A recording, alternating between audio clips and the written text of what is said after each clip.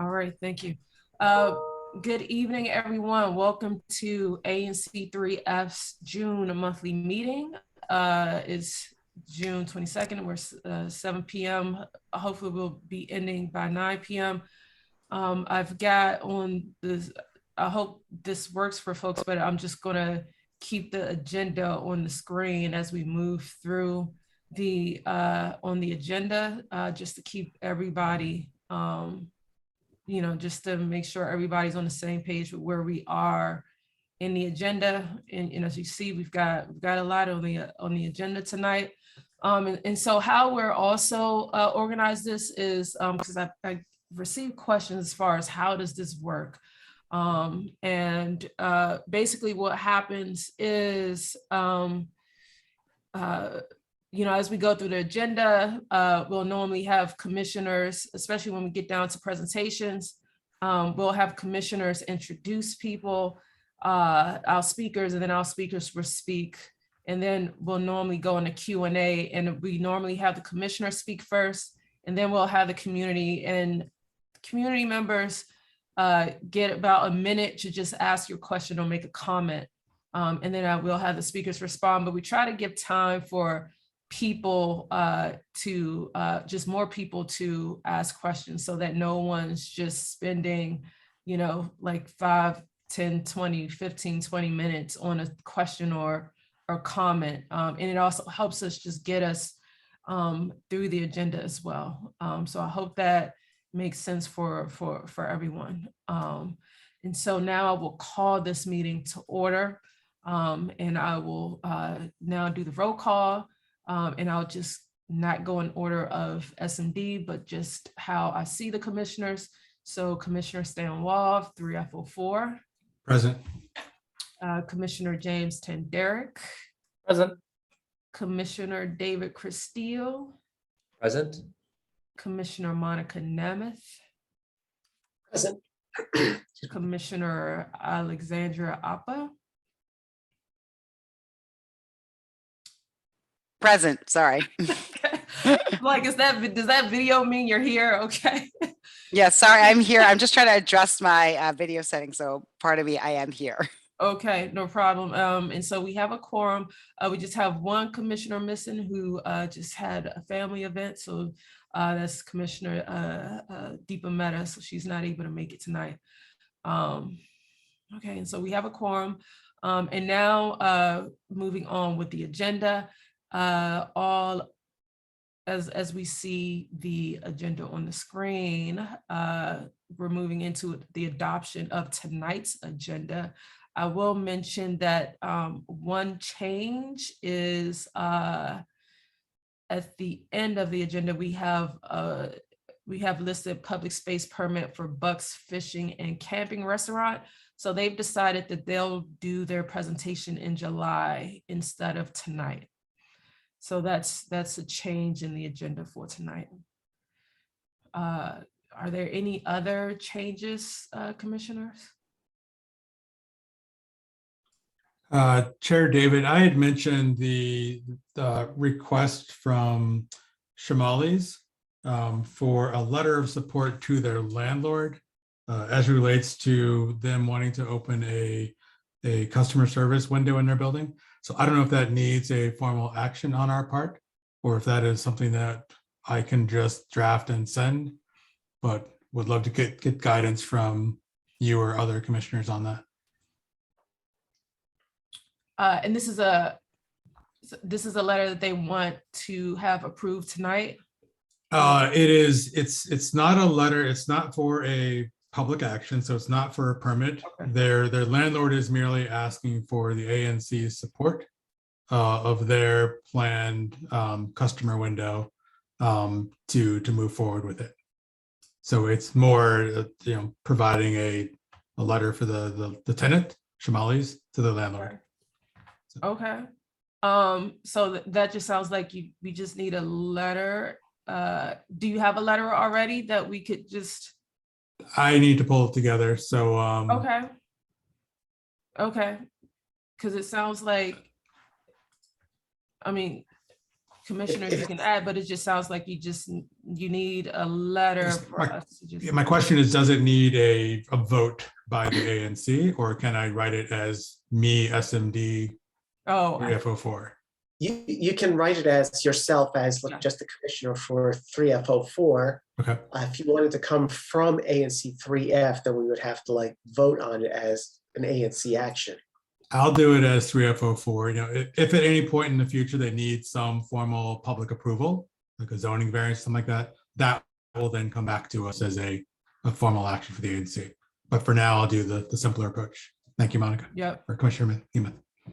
Thank Yeah, you. if they're not putting out any seating or anything like that, like the Italian bar did up the street, where they're literally just going to have a window open that people can come and just then continue going, I don't see how a public space permit or any kind of permit would be necessary.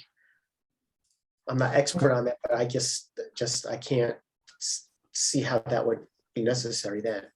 So. Yeah. Awesome. Thank Yeah. you so much. And I'll move forward with the simpler approach.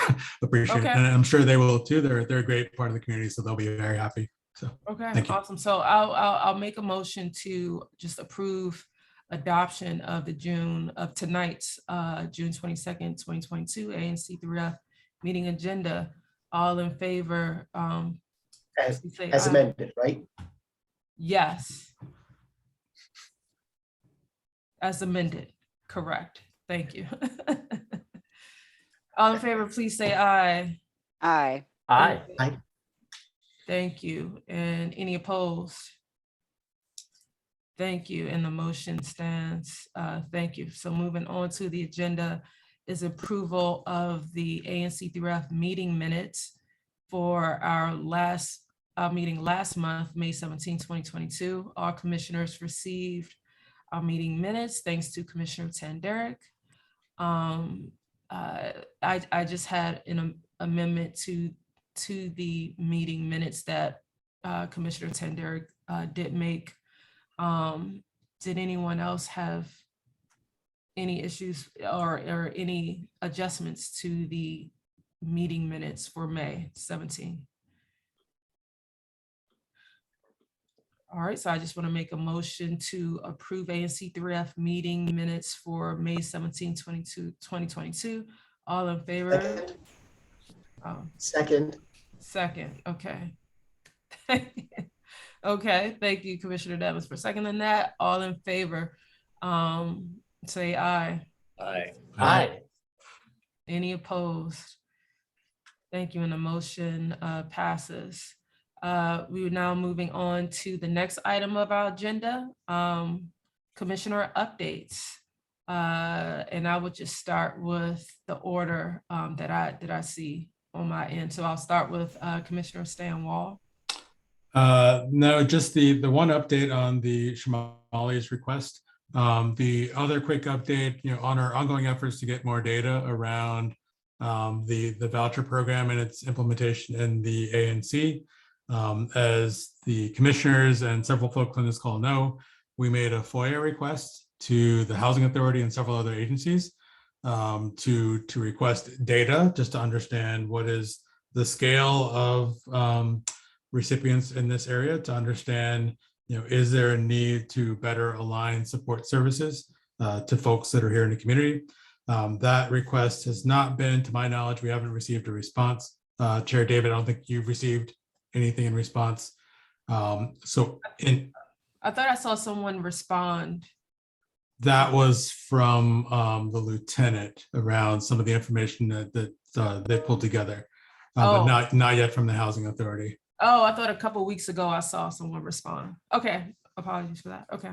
But what we will do is, in parallel with that request, because we just don't want to sit while that's being processed, we are going to reach out directly to the Housing Authority to see if we can have a small one-on-one meeting to start a more formal dialogue with them about some of our challenges. So that process is continuing to move forward, in parallel with efforts by others on this call, and hopefully we will get to a better place in the not too distant future. All right, thank you, Commissioner Wall. Commissioner Tanderick. Hey, Hey everyone, I have two updates. One, Commissioner David, I was hoping to share my screen for if by chance. Yes. Yeah, awesome. So as you can probably tell in the midst of all the election stuff, but the really important thing happened was the DC Council passed a resolution regarding the ANC and SMD boundaries for all of DC. So I just want to be able to show you all what is the final approved map of 3F. It's not, there are a couple of differences than the current map right now, but I just want to show you everybody just sort of a quick little look at what the new SMD is going to look like, what they're going to be. I'll also put in the chat after my presentation of just like a map of like what it looks like for all of Ward 3. But I just want to show you all just like what it looks like and just sort of go through it just really quickly. I know that Chairman Mendelson tried to get his own kind of map in, but then that map was denied. And so the map that you see here is basically based off of the Ward 3 redistricting task force, which again, I've been covering the past few months with them. And I just really want to thank them all for doing such a great job on just making sure that like voices are being heard all across Ward 3. So yeah, so just here we go. So this is ANC3F itself. It's in the yellow kind of right here. There's 6 SMDs now. So currently there's 7, but as of next year, there will be 6 SMDs. The northern border is a 3F06 and starting at Kanawha Streets.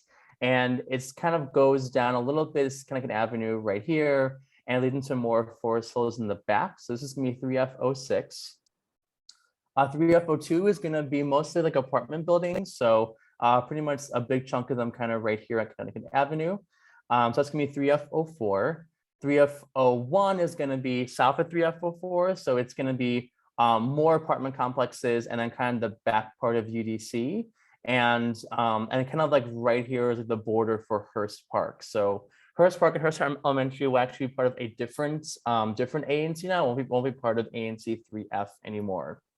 3F02 is going to be this area kind of right here. So we see Forest Hills Park, some more apartment complexes, and then some more single family homes right here. Kind of down here gets a little bit different. 3F05 is going to be UDC. Half of the Van Ness corridor, and then also a few apartment complexes and single family homes kind of right here. And then this chunk is going to be 3F03. The name is up here because it's covering much of Rock Creek Park. And it's mostly going to be the other half of the Van Ness corridor, along with, I forgot the trail right here, my bad. And then just numerous single family homes right here. So starting on January 1st, 2023, these are going to be our new borders for ANC3F. So are there any questions people have?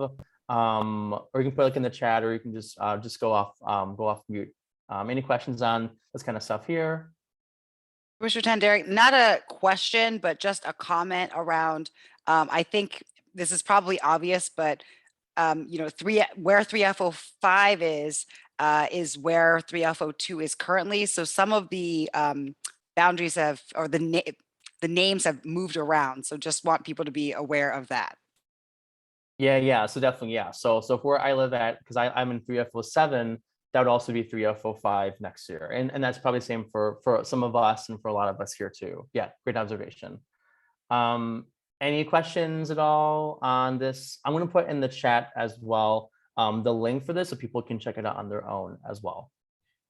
All right. Thank you, Commissioner Tanderic. Oh, and then I have one more update. Sorry. Yes. Just quick update too. Just a reminder to folks. I have been getting an email regarding people like their dogs, they're starting to sort of like in a park or whatever, like they're not really leashing the dogs. So this is like a reminder that if you're going to walk with like your dog in a park, make sure like they're kept in a leash because there have been some concerns regarding that. So that's my only other updates. All right, thank you. Can you please say whether any of you will lose your seats with the redistricting? Yes, 3F02 and 3F07 will combine to become 3F. The current 3F02 and 3F07 will combine to become 3F05. That's where I'm in 3F02. Commissioner Tanderic is 3F07. So one of us will lose our seat. So just to be aware of that. Right. Very sadly, we're losing Commissioner Castile. Go Commissioner It's Castillo, gonna yeah. be, yeah, my, where I live will be in 3C. But I'm not. Okay, so there are three of you who may be affected. At I think least. we're all affected in some way. Yeah. No, Yeah, right. yeah. I mean, I- all of us I are. mean, I mean, and- like no matter where in like 3F, we're all affected by it in different Mhm. ways. Commissioners, do we know if this is because people just actually left this area or if it was lack of submitting the census information? Has anyone done any research on that? No, it's really, it's just, I mean, kind of genesis is my understanding, and somebody jump in if I misspeak, is each ward, you know, the census is done every 10 years. And so the ward boundaries are redrawn and those happened.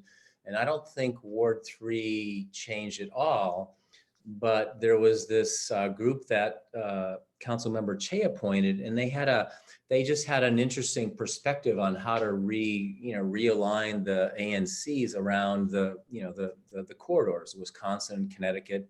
And so they just came up with a different way of drawing the boundaries. And this is what they came up with. So it's not really a loss of people. It's really more a different way of looking at the ANCs and having some, I guess, corridor perspective, if you will, and trying to, and this is my own, view of trying to have somewhat more of a mix of single family homes and apartments.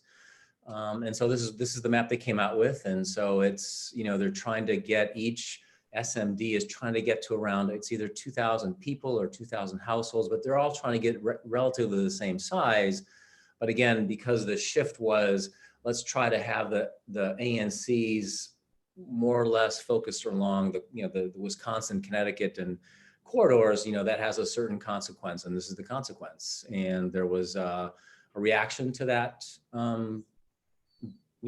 proposed boundary change, and I think as Commissioner Tanderick said, the council had a vote on it, and they voted to support, the task force recommendation. So here we are. I also know from this. I'm sorry. Go ahead. Just to build upon what Commissioner Castillo had said, so by law, SMDs are supposed to be drawn with roughly 2,000 people per SMD. And so, for example, while the ward boundaries haven't changed, certainly populations within SMDs have changed. As an example, just here in 3F, 10 years ago, the Park Van Ness building didn't exist. Which is currently in Commissioner Wall's SMD.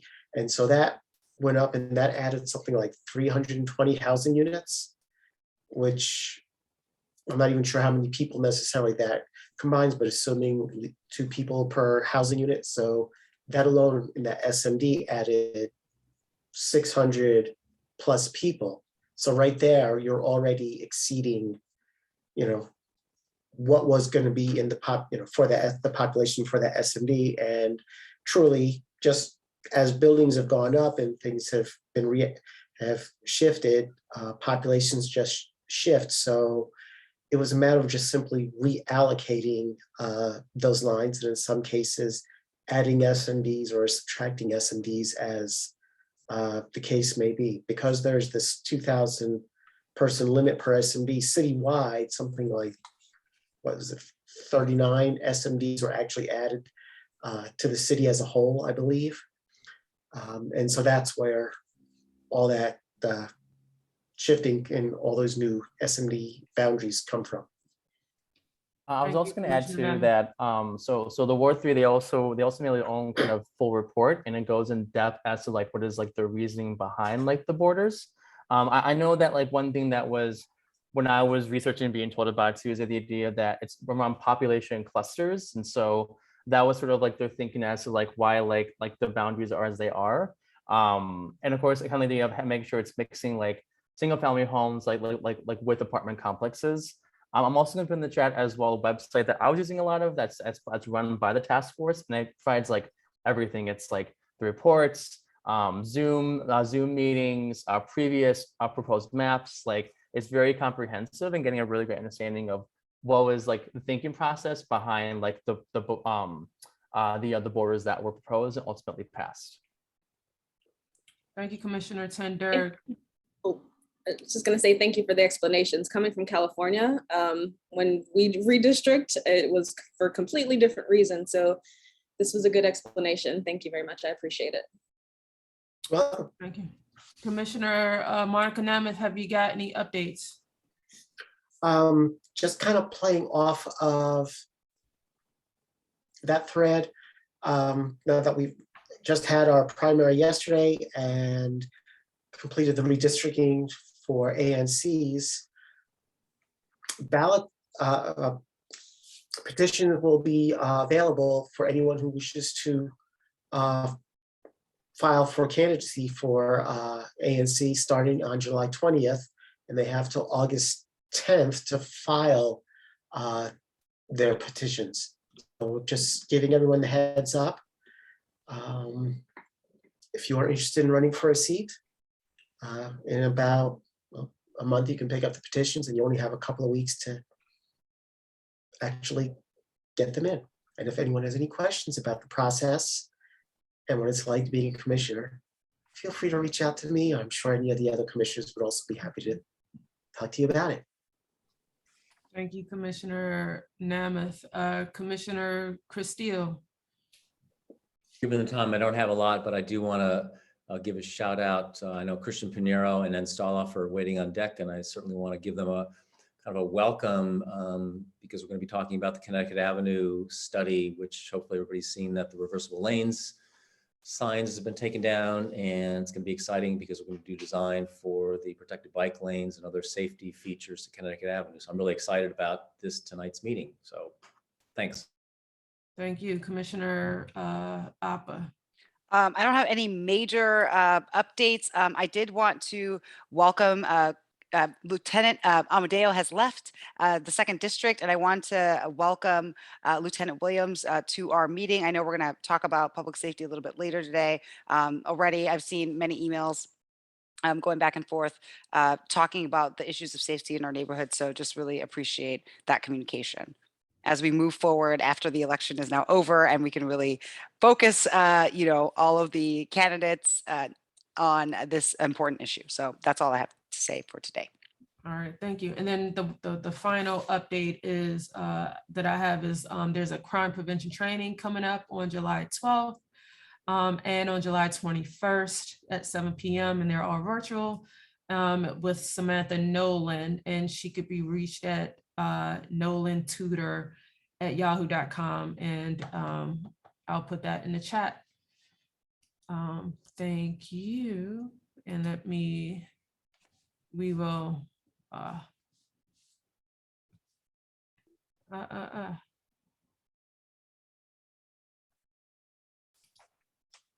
do you guys see the agenda right now? No, No? Not right it's a now. resolution.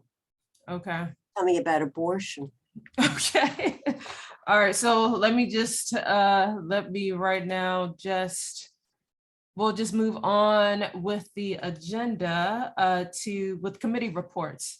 And so we've got streets have we got anyone we've got 4 committees and we're always looking for volunteers. And so at this portion of the meeting, we'll get reports from members or heads of the committees. So right now, streets and sidewalks, is anyone here? Hi, Madam Chair, it's Paul Harrison. I'm here. Hi, Paul. Hey, good evening, everyone. So well, first of all, we're all excited to hear more about the Connecticut Avenue study updates. So that's a big element we did talk about in the meeting. I want to tell you guys that Streets and Sidewalks actually met for a neighborhood walk. So it was glorious, and we recommend that everyone take advantage of our absolutely wonderful and walkable community, but also that you email either me or Bob, my co-chair, when you find improvements the city should make. I'll post our emails in the chat as we go forward. Along those lines, if you haven't had a chance to fill out the survey about the corner of 32nd and Albemarle, that's the entrance to the Soapstone Valley Trail. Please do so. We've got, I think, 28 solid responses, with 96% of our respondents saying either certainly or likely we got to do something about that intersection. So we want your feedback. Along those lines, we do need to continue to get our neighborhood focused on pedestrian and bicycle safety. Bad news, we received a report that the city has not been able to allocate any additional funding to additional sidewalk connections, particularly in Forest Hills, despite continued advocacy from us to get those done. So we're going to keep after that, thanks to committee member John Rollins, and we'll be discussing new ways to advance this issue. Particularly perhaps a focus on more temporary sidewalk bridges or ways to make it safer for people to walk without actually having heavy capital expenditure. Since that seems to be the problem, not the city's lack of interest, but just its lack of budget for more sidewalks.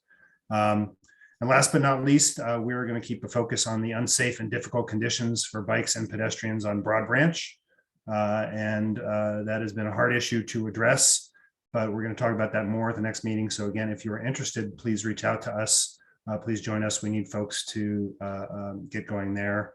Again, probably a place where we need to do some more temporary work because we do have a major capital project coming up. But, you know, major capital project coming up, it's 3, 4, 5 years, and that's too long for all of our neighbors who want to get down into the park using that route. So that's our update from Streets and Sidewalks. Thank you very much. Sorry, Paul, can you put the survey in the chat as well? Yes, I will do that.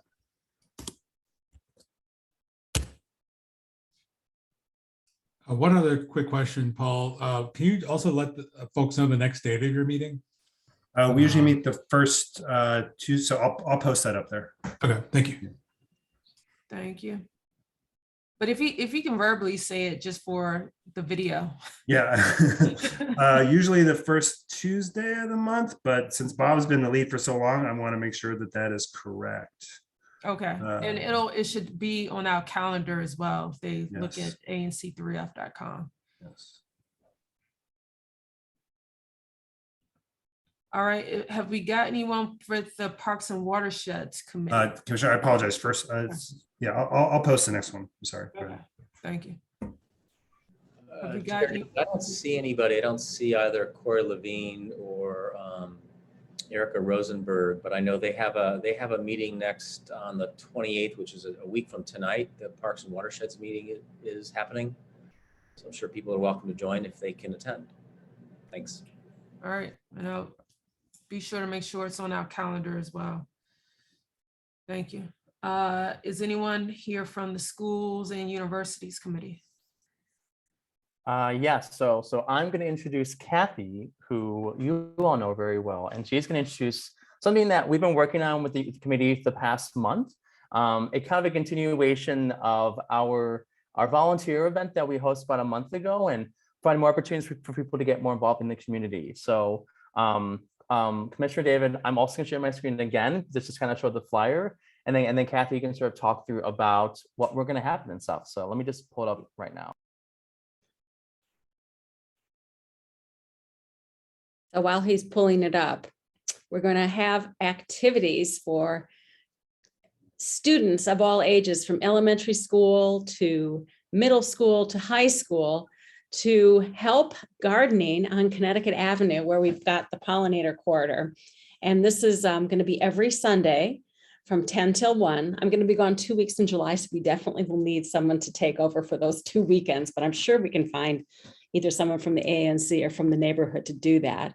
But what we're hoping to do is to engage the youth, of all ages, but to have them involved in activities to learn more about pollinators and about, being part of making our community a more beautiful place and one that's friendly to birds, bees, and butterflies.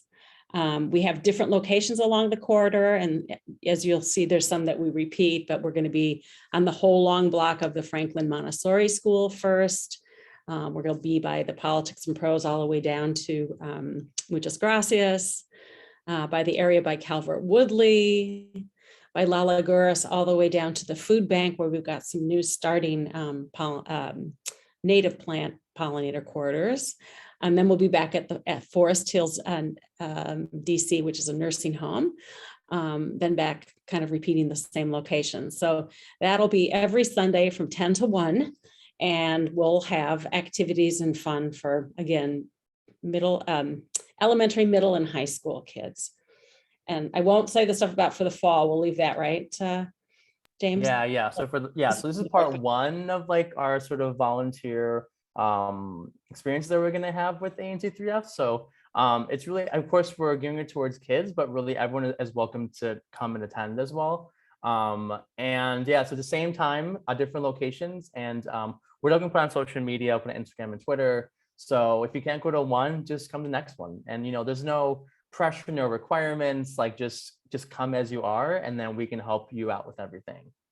And we're even starting this Sunday, so I wanted just to point that out. Or we just thought it might be easy just to be consistent all the Sundays through the end of September. I'm sorry, end of August. I just want to give a quick plug. Many of the commissioners went last month and it was a lot of fun. So I highly recommend, if you have some time on your Sunday, please join. It was really fun. And as you can see, the Connecticut corridor is so much more beautiful than it was a year ago. So thank you. Yeah, it was a lot of fun with a lot of you guys too. And this will be the needy time anyway. That's a constant challenge as our heat waves or lack of rain or pretend rain like we had today, and it really doesn't fall. So we'll need that care, which I can tell you that kids of all ages and adults love to water. So it should be fun. Thank you so much, Kathy. I really appreciate it. Welcome. Yeah, thank you. Thank you for that update. Is anyone here from Housing and Neighborhoods Committee? Oh, you know what? We're looking for the update on that is actually we're looking for someone to lead our Housing and Neighborhoods Committee. So if you can reach out to any one of us, if you're interested or want to get more information on that. Okay, so now we're moving on to the community forum portion of the meeting. And we did have, we normally have, I had a list out, normally is for anyone to just give, the limit is about 5 minutes. I know I've got DDOT, who will do a quick presentation, giving us an update on the Connecticut Avenue reversible lanes. And then I know I've got UDC and Van Ness Main Street. So we'll start with DDOT right now. Who is sharing their screen right now? Sorry. No, where is that, Lieutenant Williams?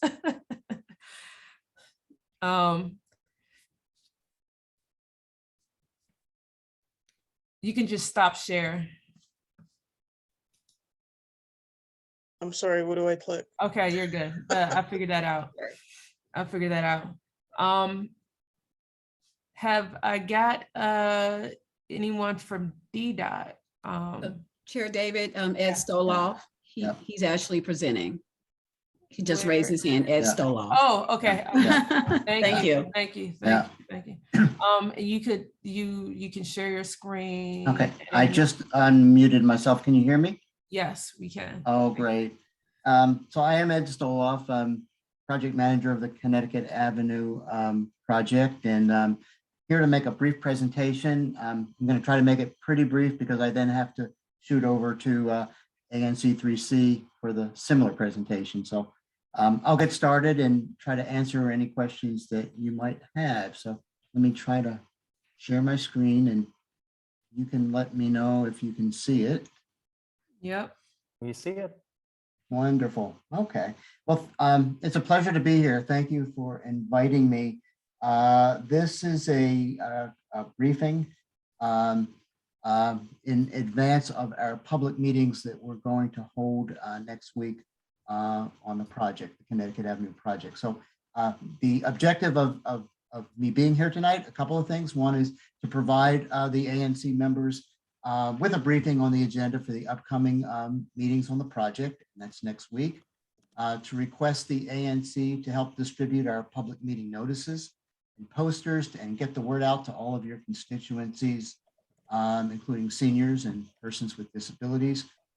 We won't be reviewing the concept design for the project tonight. We'll do this at the public meetings and throughout the summer and the fall with stakeholder groups. Okay, next slide. This slide just provides you with the public meeting notice. We're going to have a virtual public meeting on Tuesday, the 28th, from 9 to 11 a.m. It'll be virtual. Provide the password here. And you have a copy of this presentation. I believe you also received a poster, so you can distribute that again to your constituencies.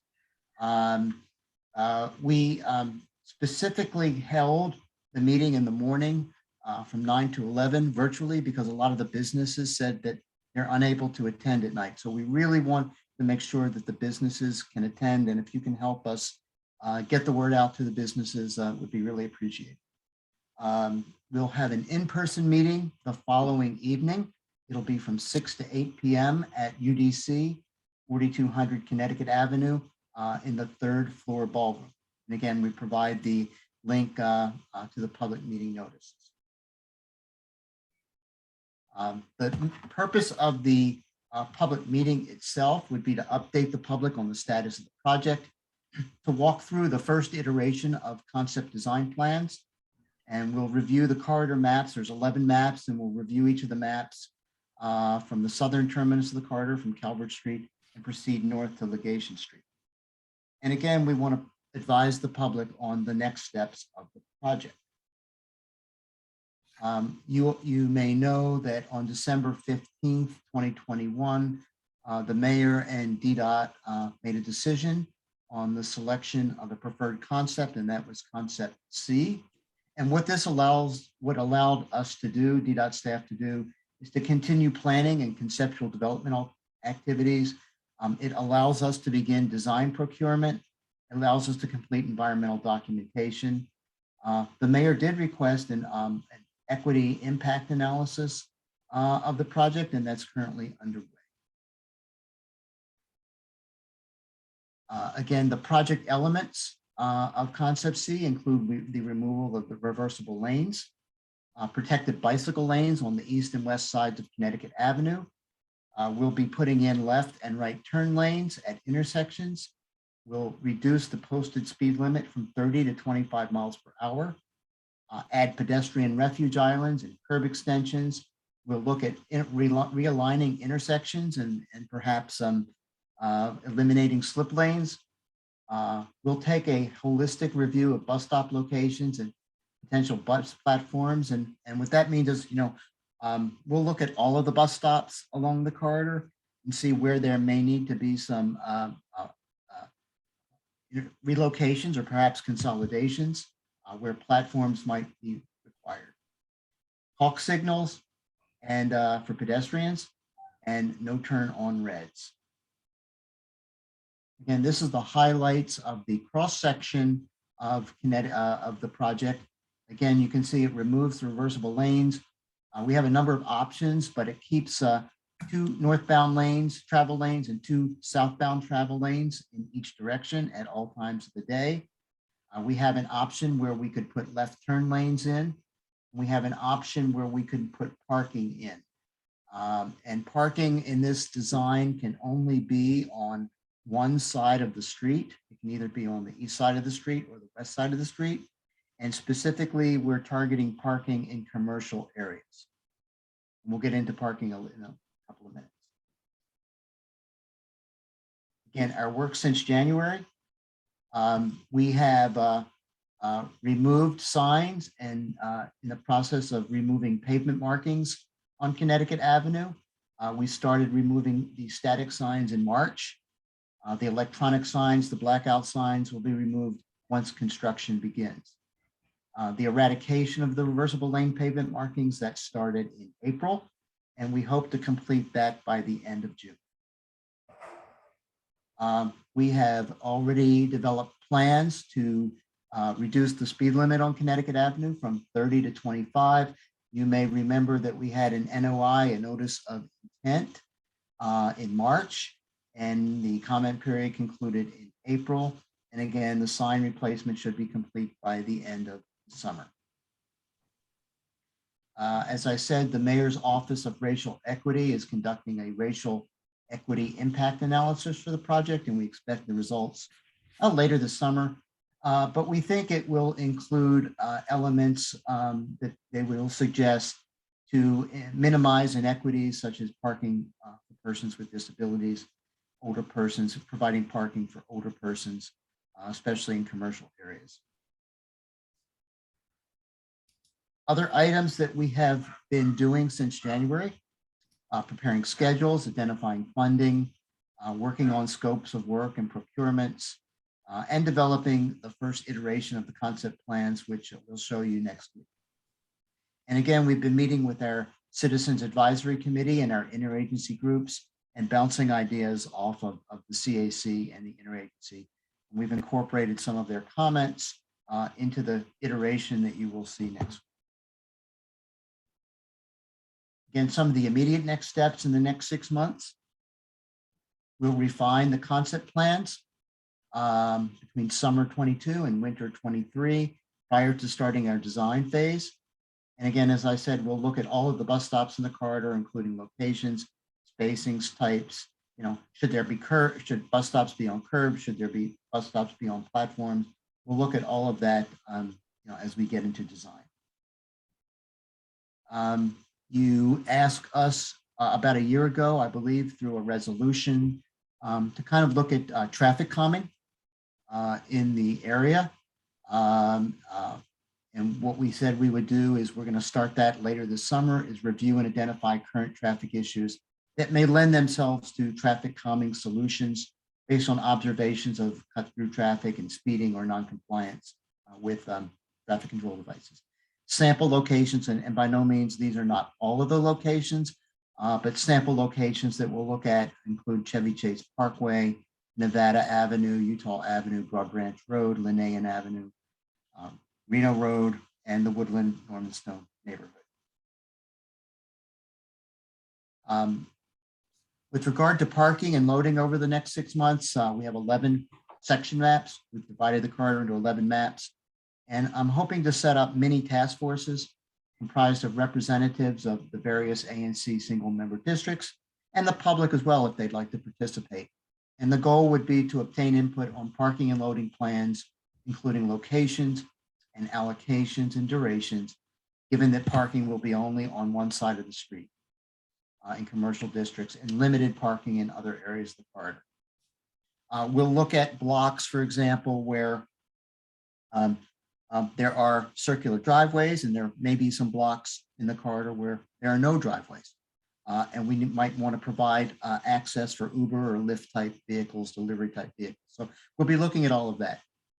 So we'll consider, for parking, we'll consider changes such as maybe side street use, changes in residential parking designations, time of day usage, changes in maximum duration for parking, like establishing short-term high turnover spaces, and again, pick up drop-off areas. And again, we'll use our mini task forces to help us make those decisions before the design begins. There were suggestions from our previous public meeting to extend the bike lanes from Legation Street to just south of Chevy Chase Circle. And our original northern project limits were set because they were the limits of the reversible lanes, and they ended at Legation Street.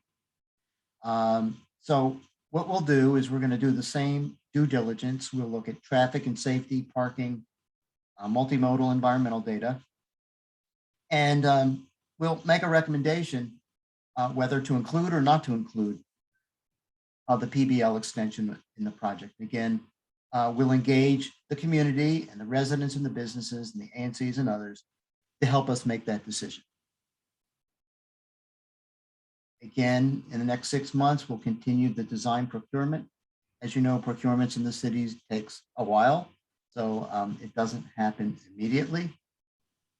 And then this final slide, or this final couple of slides, shows you the design and construction timeline. So as you can look on the left side of the screen, what you'll see is, again, we'll be refining the concepts that you see when we present the concepts next week at the public meetings. We'll continue to refine those concepts in the next 6 months. We'll look at potential traffic calming solutions in the areas, parking refinements, and again, the design procurement. We hope to have that design procurement completed by early January. So as we get started in calendar year 23, we will complete the preliminary and final design. We'll then do a construction procurement in calendar year 24. And again, starting at the end of calendar year 24, the beginning of 25, we'll have about a 12 to 15 month construction period. And again, you see the red line on the bottom, public engagement will continue throughout the life of the project. Again, you have our contacts. Again, I'm Ed Stoloff, project manager. You have our email addresses. Cynthia Lynn is the deputy project manager. Jamie Lynn is the transportation planner on the project. Christian Pinero is our community engagement Ward 3 specialist. When we transition this project over to design, Yvonne Thelwell and Germay Testamichael will be the engineers of the project. Again, our consultants are Laura Mahil and Charlotte Dustwork from AMT.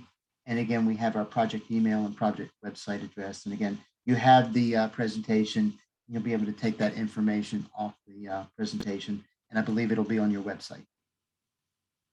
Again, I think we have time for some quick comments before I have to jump off and go to ANC3C. So thank you again for allowing me to present this this evening.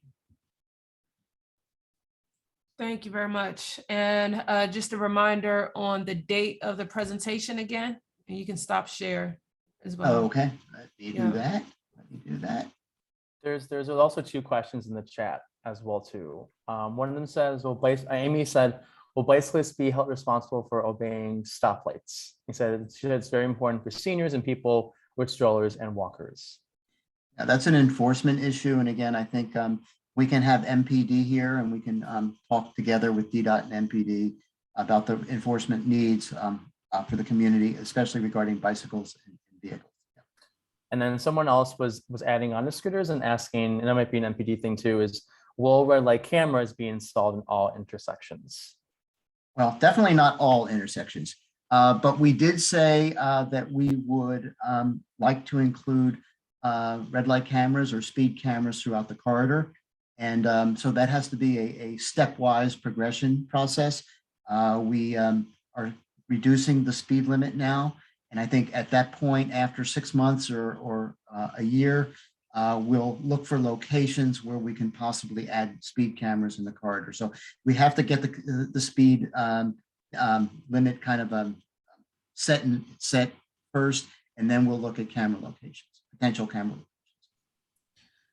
All right, thank you. And so for more specific information, you'd join the meeting virtually on Tuesday, June 28th, and then and that's virtually, and then in person Wednesday, June 29th for more specific information. And let me just tell you what the format will be. So virtually on Tuesday morning, we'll have basically digital. You'll be able to see the plans up on the screen on the computer. On Wednesday evening, we'll have large maps on tables, 11 tables. So you'll be able to circulate. We'll do a short presentation, about a half an hour presentation first, and then we'll tell everyone that they can, disperse around the room and go from table to table. And you'll be able to ask questions one-on-one with our staff, and we'll have parking staff there, and we'll have transit staff there, and our active transportation, our bicycle staff there. So there'll be some subject matter experts for everyone to speak with. All right, and then just last question from Terry Hewitt. Thank you. I actually put the, thank you very much, Ms. Davis. I put the message in the chat, but the question is, will a link to those meetings be provided? I believe they are provided on the DDOT website, and they are provided in the posters as well. And Ed, I just added to the chat as well. The link for the virtual meeting is in the chat as well, Ms. Hewitt. Thank you. Wonderful. Thank you very much. Thank you. Thank you for doing that. Thank you, DDOT. We appreciate the presentation. Now we'll hear from UDC. Have you gotten an update? Thank you. Hi, Commissioner. Yes, sorry, on camera, I think. A few things. So we're obviously in our summer months. Summer school has started. The university is currently working on some summer improvement projects to campus. 2022 is much different than summer of 2020 and 2021 in terms of camps and such. We have a lot of school summer camps who will be utilizing our spaces during the summer months, including the student center, the Denart Plaza, and our athletics field and athletic center. So we're excited about that. The university will also be hosting the DC bar exam in the next couple of weeks. And then we have, I know a lot of community members are very interested in the tennis courts and the tennis courts lighting. We have been approved by the Office of Zoning to test the lights for 3 days in the evening hours. So we are working on a schedule of that. Once we get that together, we'll give that information to the ANC and also to Venice Main Street and to Forest Hill Connection, and to specifically the residents who are potentially impacted by the lights, who live on Yuma Street, and those who live in Park Van Ness, which was not built, as one of the commissioners mentioned earlier in the meeting, 10 years ago. So we will send out the information on the timing of the testing, which will include a link for a survey of how the lights being on impacted them, if they did impact them at all. And then we'll utilize that information and give it to the Office of Zoning. And then we will go from there. So that is all I have right now. If we have any questions. Are there any questions for Juanita Gray of UDC?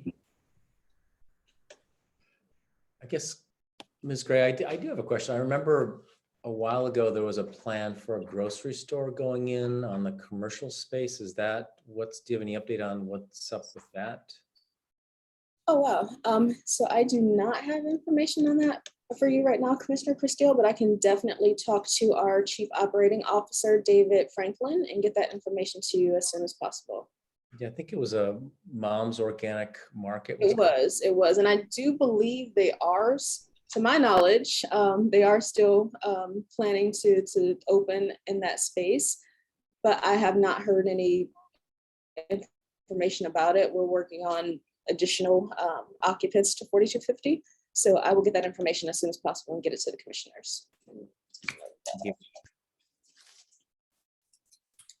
Terry Hewitt has a question. Thank you, ma'am.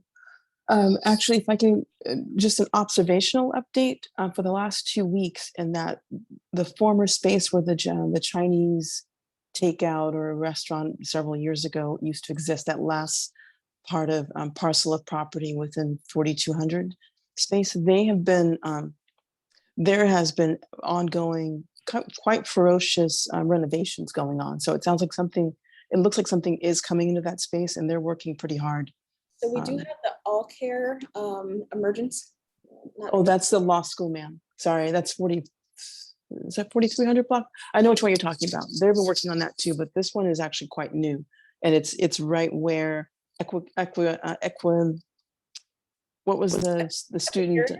Right, it's right of that they've been working on. So I wonder if that's where the mom space. That's probably Mom's Organics then. That's what I was thinking. Yes. Thank you. I see we have a question from Ms. Hurst, Terry. Oh, that was me, ma'am. I'm good. Sorry. Thanks. Oh, thank you. All right, seeing no other questions. Thank you so much, Juanita. Thank you. Well, is Gloria on right now? I do not see Gloria. Okay, I did want to share, we do have some sad news. One of our fellow Board of Trustee members and he was a current member of the Venice Main Street Board of Directors, Jerome Shelton, passed away. So we want to just let everyone know that Jerome Felton, not Shelton. There's a Shelton and a Felton. I do this all the time and I apologize. Jerome Felton passed away. Well, thank you for that update. Thank you. Thank you. Is Miss Judith Ingram here from the Feed the Family Pantry? Yes, I am. Hi, Miss Ingram. Welcome. Thank you very much. Good evening, commissioners, and thank you very much for the opportunity to update you and the community on the Feed the Family Pantry, which has been operating for the past 13 months in space at the rear of 4225 Connecticut. That's been generously donated by UDC. Your ANC was instrumental in highlighting the need for this pantry in this space, which according to the Capital Area Food Bank is located in the census tract with the highest rate of food insecurity in Ward 3. Tonight, we're turning to you once again for help because UDC has informed us that the pantry must vacate the space it's occupying by July 31st. Our strong preference, of course, would be to stay in the space as long as possible because it meets the needs of the people we're serving. The area where we distribute food every Sunday is accessible to people using wheelchairs and walkers. It offers shelter from the elements for people waiting in line for food, and it's close to large apartment buildings where many of our regular visitors live. The loading dock allows us to bring in large donations, and the parking spaces, there are 3, allow our volunteer drivers to pick up food bags for delivery to homebound neighbors.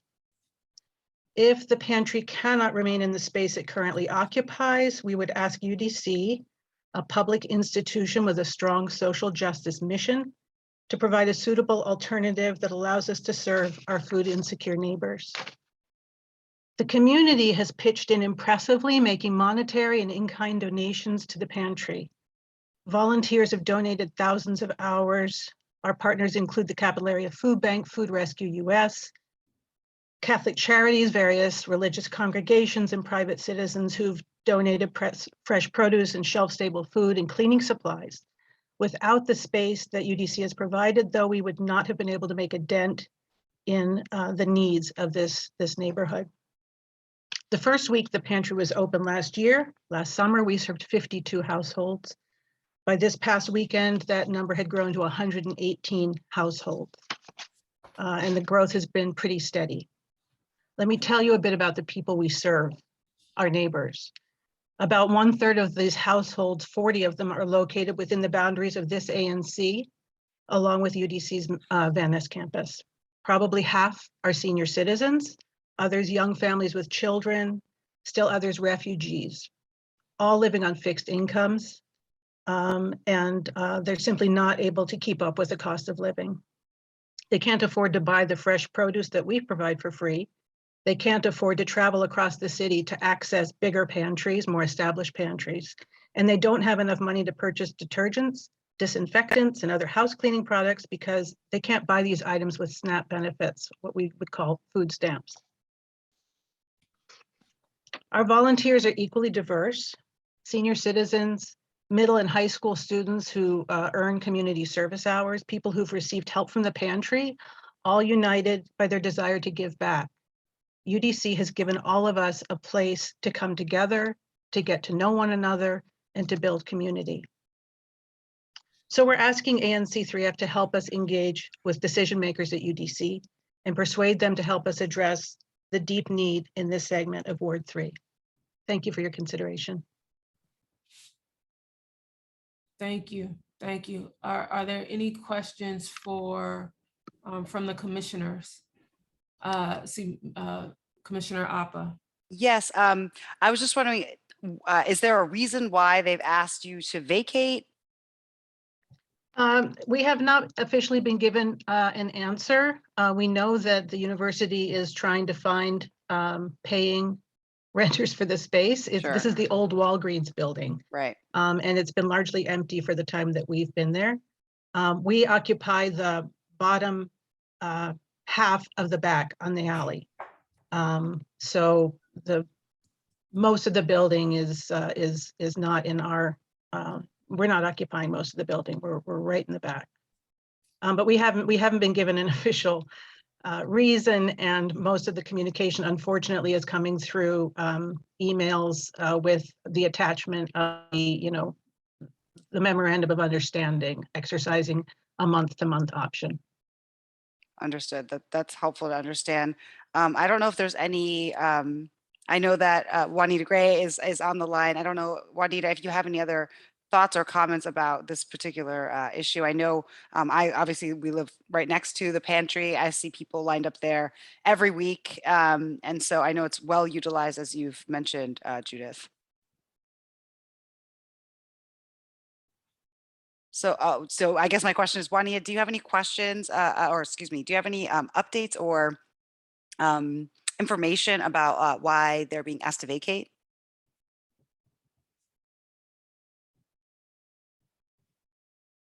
She may have just stepped away. Okay. So we'll come back to Juanita.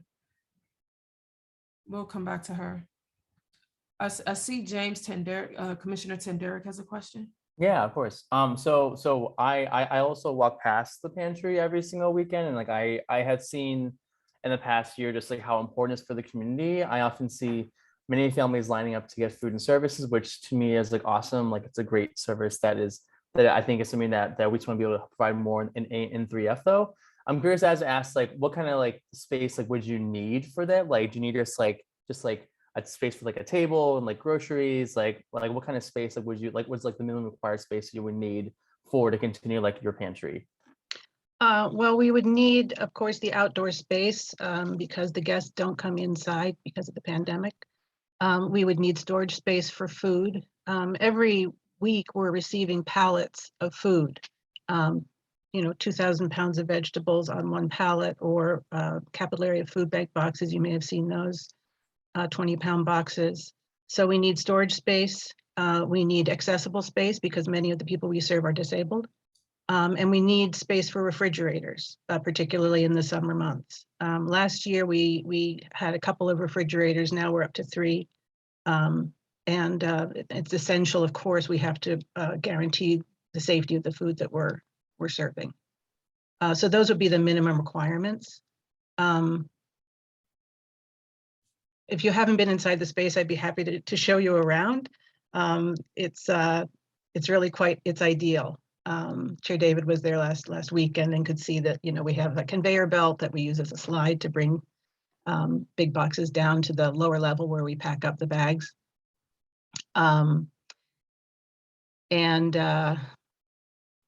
We would need, I think, if people are coming to line up, we would need to be off a main road. The alley is, as it is, the alley can be a little bit treacherous. But we can keep people close enough to the building that they're out of the way of traffic. I see Juanita Gray has a comment or question. Thank you, commissioners. Can you all hear me? Yes. So as we all know, back in 2020, when the pandemic started, we were approached by the organizations to utilize one of our spaces for the food pantry. And we were able to find a space in 4225 that has been quite successful. It's had huge success. It's fed a lot of families in Ward 3. And we are very happy that we were able to assist in this effort at this time, as the lease was always a month-to-month lease, not even a lease because it was a free space. We are looking to rent 4225 in all of its entirety to a potential leaser. And once that happens, they will utilize all of that space, which is why we will not be able to continue working with the organization for the food pantry. We did extend the lease for an additional couple of months past what we originally had thought it was going to be, which was a great thing that we were able to do for the community. But that is the reason right now why we would have to end that lease, is because we will have a full term leaser for the entirety of the space. In terms of an additional space, I can talk to our facilities team to see if something is available.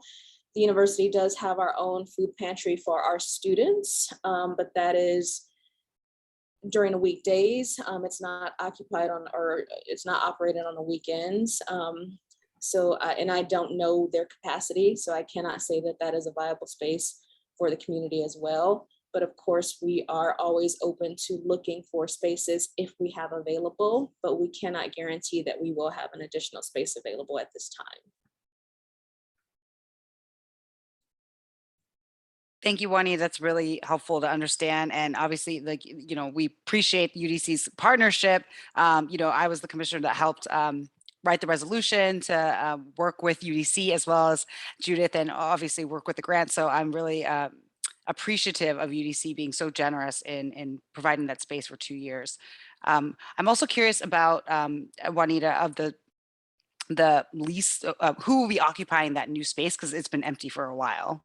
Right. So as leases and agreements are always concerned, everything is private until the actual lease is signed. So unfortunately, at this time, I am not able to give that information. At what point can you let us know? Once the lease is signed.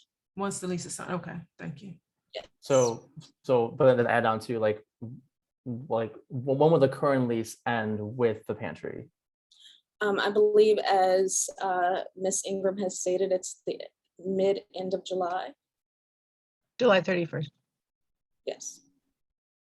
Okay, and will you be able to let us know your inquiry into other facilities at UDC?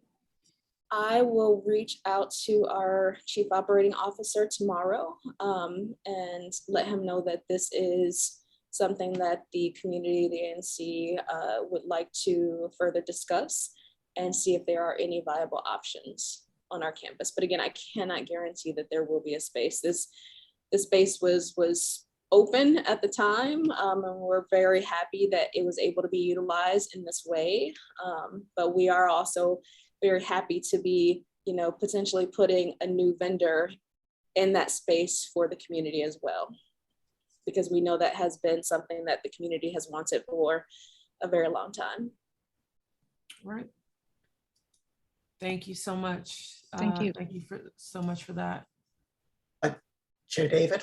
Yes. Excuse me. May I also suggest, is there anything, any property, any space possible at the Howard campus? I mean, they've got some facilities back there. I don't know how well utilized it is, but is it worth reaching out to having Commissioner Tenderick and the Schools and Universities Committee maybe reach out to contacts and see maybe Howard might have something that can be leveraged. Commissioner Nemeth, that's a really great idea. Maybe James and I can talk about, as you know, the summer months are coming, so maybe temporarily, if some of the school buildings are empty, that may be a possibility. So, Commissioner Tenderick, what do you think about that? Do you think maybe some of the other schools might be open to that? Yeah. I mean, like, I think, yeah. Well, I'm trying to think of like all the schools like within like 3F as well. Like, if it's like. Yeah, I mean, I definitely think like summer months would be a good idea. I'm trying to think even if things like if like Hearst or like Merce would be able to open to it though. Yeah. Maybe even like Burke, because I know Burke, they have like that little alleyway that like people can just kind of like line up at, and I know they even have like a little awning kind of area. But Alex, let's chat about that afterwards. Yeah, we can talk about that at the next. Because I definitely agree with the pantry. Like, I want this to stay in 3F. Like, I think it is like a really vital resource like for the community. And so Juanita, if there's any way you can provide space for an UDC, that would be incredible. But I think this is like really important for the community to keep having this service in 3F. I think it is vital. Like I walk past like the pantry every Saturday and Sunday to get to the Giants, and like I just see like the line of people that really need this like type of service and food. So any way that we can support, I'm all in for. Yeah, James, yeah, let's put this as an agenda item on the next SNU meeting so that we can, and we can invite Judith as well to talk this further. Yes. Great. All right, thank you. Thank you, commissioners. Thank you, Judith. Thank you, Thank- UDC. Thank you. I think I have one last update from Amir, who is with our mayor's office on community outreach or community evening. relations. Can everyone hear me properly? Yes. Great. Thank you, Chair David, for recognizing me. So my name is Amir Gurabantab, and I am the Mayor's Office of Community Relations Representative for Ward 3. I do not have any major updates from the Mayor's Office today. I did wanted to put on everyone's radar that NPS was struggling with fulfilling their contract for cutting grass for a few weeks, and that has recently been resolved. So I know that 3F is on the borders with Rock Creek Park. We have a lot of national parks that are adjacent to city streets that kind of bleed into the city streets, such as Soapstone Valley Park and those other trails. So I ask that if anyone does notice areas of tall grass, whether it's a median or a tree box, which can be mowed by the city, or if it's a national park or just a large park, if the grass is overgrown, please send me a photo and an address, and I'll put my contact in the chat as well, and we'll have that addressed.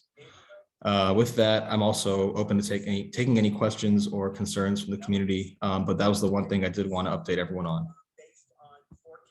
All right, any questions from the commissioners?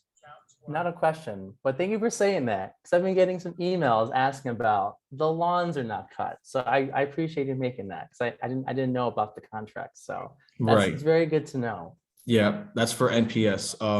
As far as lawns, people's lawns should be cut by the homeowners, just to clarify. Yes.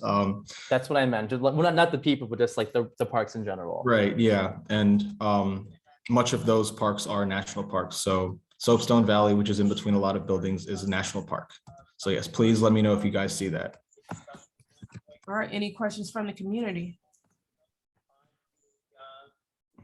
All right, seeing none, thank you, Amir. We will, and you did add your email to the chat, so please feel free to reach out to Amir. I will move on to the next item on the agenda, which is to introduce Lieutenant Brett Williams, who is replacing Lieutenant Amadeo. Welcome, Lieutenant Williams. And as you all know, we every month we have a section of the meeting where we have a public update from our PSA manager, and so our public safety manager. So Lieutenant Williams, you're on. Hi, good evening, everyone. Thank you very much. I emailed our crime stats to you. I'm not going to try and share my screen because I don't know how to unshare it. I can unshare it for you. So you're okay, so perfect. You can share and I'll unshare it for you. Thank you. Uh-huh. All righty. There. Okay. So as you guys get to know me a little bit better, you'll learn that I don't focus very much on telling you about numbers because we can look at those and figure it out on our own. I prefer to hear from the community and give you updates on what we've been working on.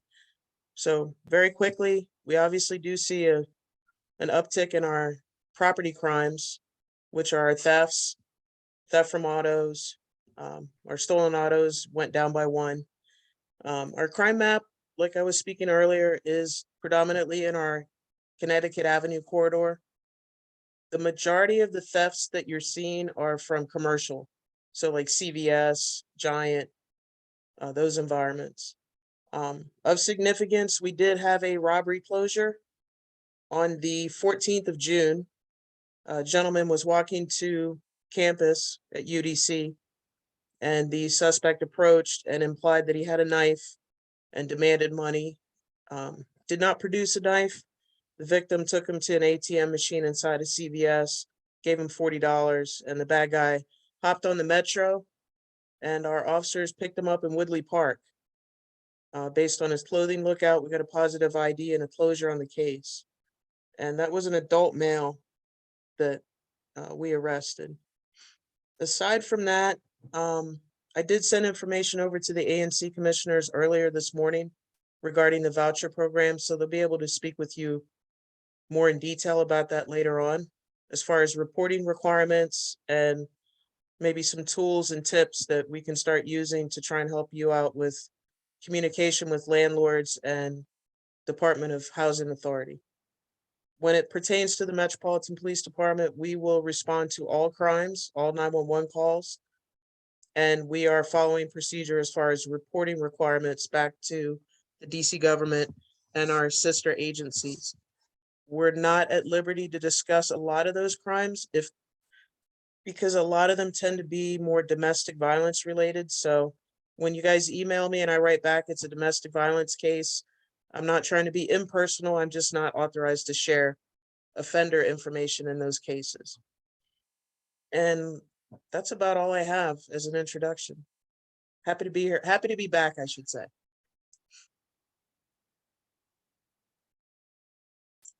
You're on mute, Commissioner. Thank you. What I was saying is thank you. And let me stop share. Have we got any questions from commissioners? And have we got any questions from commissioners? What we will do, we will put the information that you shared with us. We'll put that on our website as well. Okay, wonderful. Any questions from the community?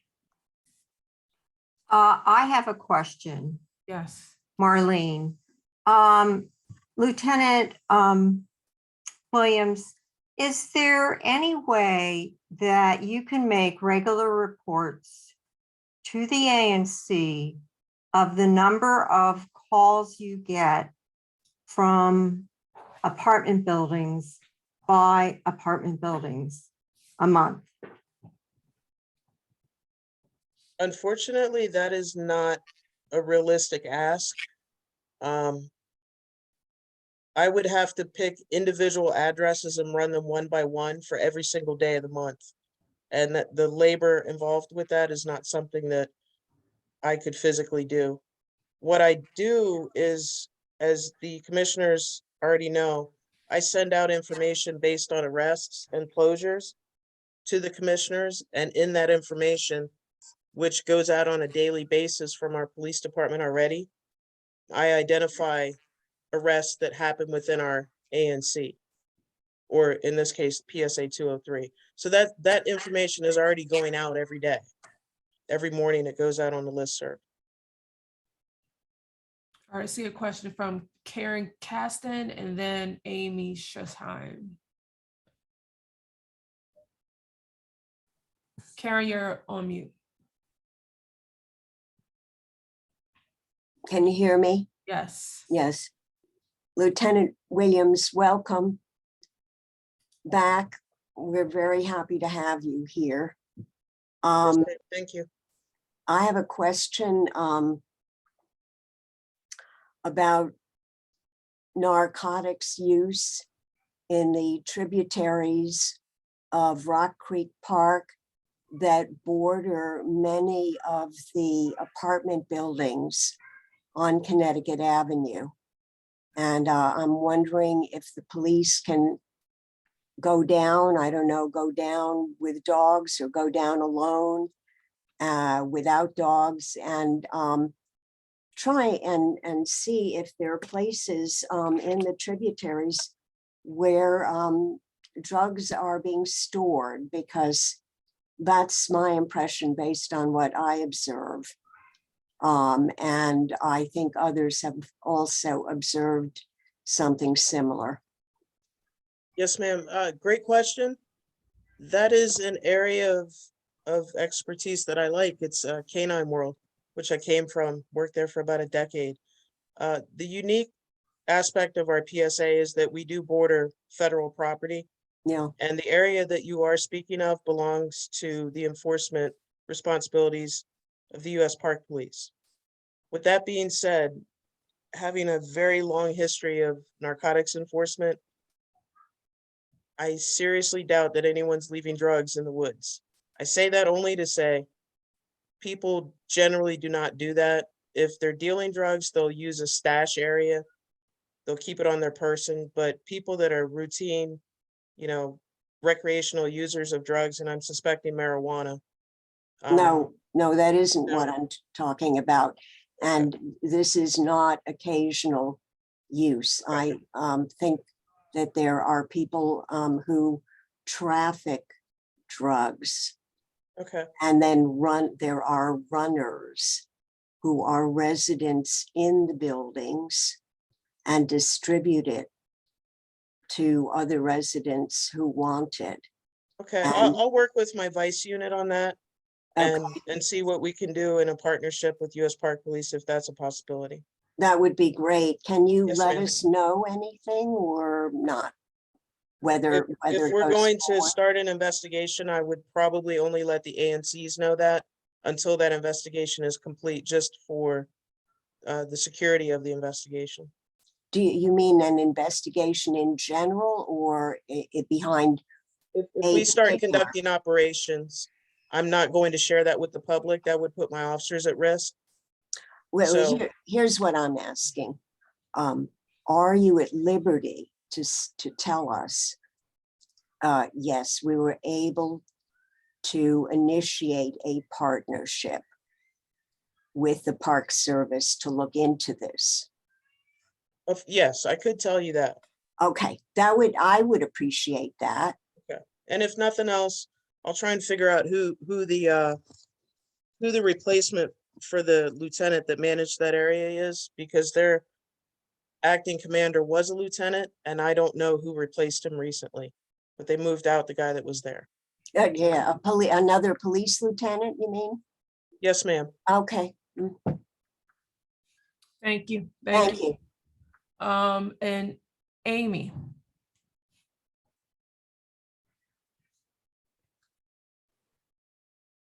Amy, you might be on mute. Unmute, yeah. Thank you. Hi, I'm sorry.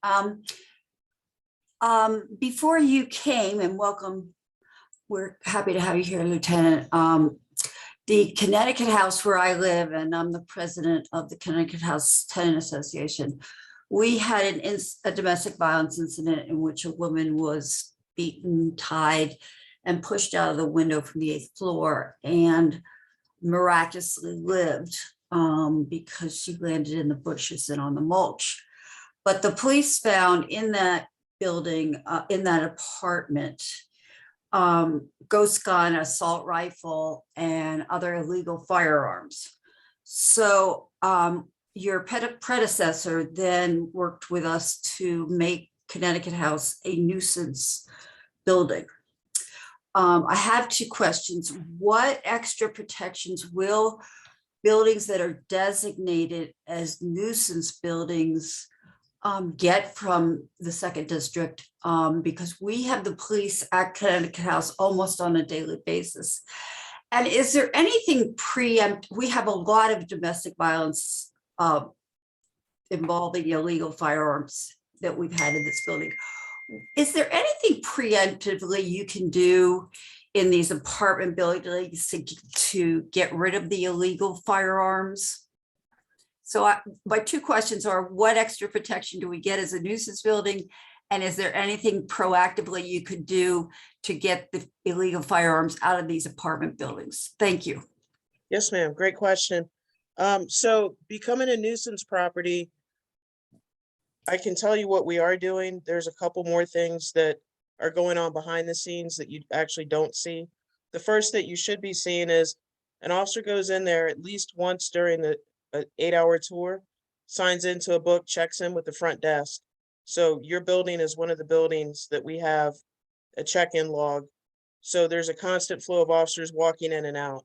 Second being, anytime that address comes up in our OUC dispatch where an officer gets an assignment to that location, it will notify the officer that it is a nuisance property, which is kind of like an alert bell goes off for that officer and puts into motion some additional services that we can reach out to. For an example, Department of Behavioral Health, our crisis intervention officers, domestic violence intake center, and a variety of other government services that, we can immediately reach out to and say, hey, we have a family that needs supportive care. Child and Family Services, Youth Division, they all become partners in combating whatever type of incident or crime that we're investigating.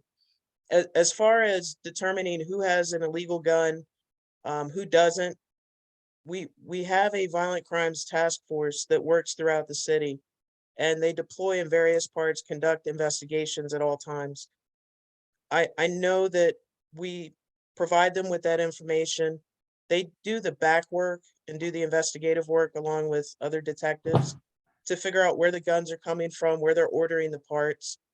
And the uniqueness of a ghost gun is that you can order the parts to make this weapon from, an online retailer, and there's no stamp on the gun. That's why they call it a ghost gun, because it's not registered with the ATF. The person that puts that weapon together is intended to only have that weapon for themselves and not sell the weapon, for an example, which makes it a pretty big challenge for law enforcement to track those weapons. When we do go to these assignments, one of the standard questions that we ask are, does anyone have a weapon in the house? When we do make arrests that involve weapons, that information does get transferred over to the prosecutor. And some special circumstances, obviously, if you're convicted of domestic violence, you're not allowed to possess a firearm after that. So, I mean, there are safeguards put in place for after the fact, but the real answer is I can't walk in without a warrant or probable cause to search anyone's apartment because I suspect they have a weapon. But are assault rifles illegal in the district? So by definition, a rifle is legal. It can be registered. Assault rifle is a acronym that's used for certain types of weapons that fire multiple rounds on one trigger pull. That particular style of weapon is not. I do not believe we can register those in DC. I'm not 100%, but from my knowledge, I do not believe we can register those. Okay, thank you, Lieutenant. And just for the interest of time, and I know you have your contact. If you can add your contact again into the chat. But there's a question about the are there any updates on the stabbing death of Daniel McKinney from the Rodman? No, ma'am, I don't have any information at this time, but I am looking into it. Okay, thank you so much. Thank you so much for your time and all that you do. Thank you. I will move on to the next item on our agenda. And I'm going to say goodnight because I get up for day work. So y'all have a safe evening and I'll see y'all tomorrow. Thank you. Thank you very much. Good night. Good night. Thank you. The next item on the agenda will actually go to the DC Office of Tenant Advocate, who would do a quick presentation. It looks like we have Chris Geldart's office, Ms. Jasmine Benab on the agenda, but she has a family emergency. So if there's someone else in her place, I'll be on the lookout for that, or someone message me. But I know she has she's got a family emergency. So the DC Office of Tenant Association, I have Christopher Lucas. Alice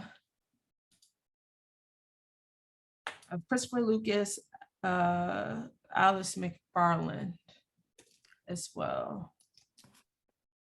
Hello, good evening, everyone. Thank you for inviting the Office of the Tenant Advocate to present with you all tonight. Thank you for including us in the agenda. So I'm going to go ahead and start sharing my screen so I can present my presentation.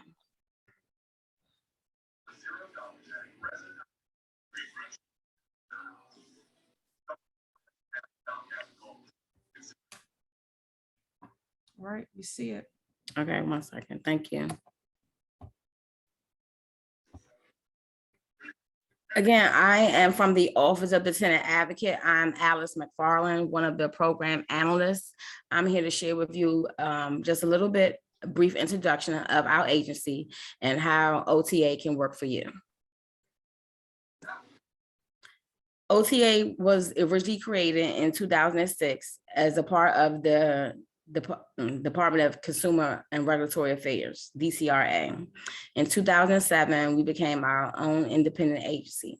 Since its inception, we have been under the direction and leadership of Chief Tenant Advocate Johanna Shreve.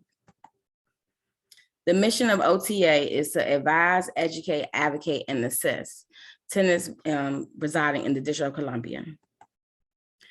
How that is done is that we have 4 branches. We have the legal branch, education and outreach, policy, advocacy, and emergency housing. The primary purpose of the legal branch is to, when a tenant contacts our hotline at 202-719-6560, tenants are provided with either a case management specialist or an attorney advisor, depending upon the nature of the call, availability, and who we have available. Education outreach team, which I'm a part of, our purpose is to educate and inform the tenant community about tenant rights, responsibilities concerning rental housing matters. We conduct webinars and trainings covering a variety of topics such as renters' rights, Lease 101, tenant association, TOPA, which is the Tenant Opportunity to Purchase Act, and evictions. We also have reference materials located on via YouTube and on our website that discuss tenants' bill of rights, housing regulation and forms, and eviction lists. Our emergency housing division, in the case that there's a natural disaster, such as a fire or flood, or if DCRA deems a unit inhabitable or unsafe, we provide temporary hotel accommodations, financial assistance, storage, and we also coordinate with other district agencies and community organizations to ensure that the needs of our tenants of the District of Columbia are provided. We have monthly renters' rights trainings every 3rd Thursday, YouTube tutorials, posters, flyers, and forms available. We also provide, give structure and guidance with forming tenant associations and TOPA rights. Now that the public health emergency has ended, evictions are now permitted in the District of Columbia. A tenant may be evicted due to one of 10 specific reasons. The 2 most common reasons are non-payment of rent and lease violations. All tenants being evicted for a lawful reason in the District of Columbia must receive a written notice with various requirements, including the reason for eviction.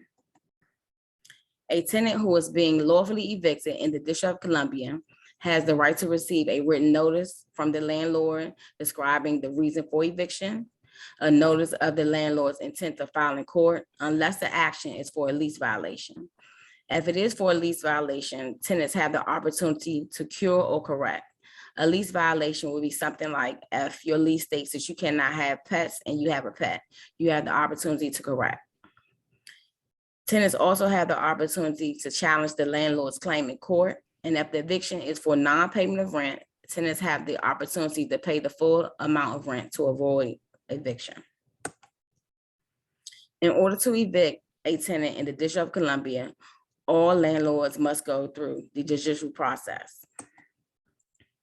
If the landlord prevails and wins possession in an eviction case, the court issues a writ of restitution, which is a legal order that permits the landlord to take possession of the rental unit back from the tenant.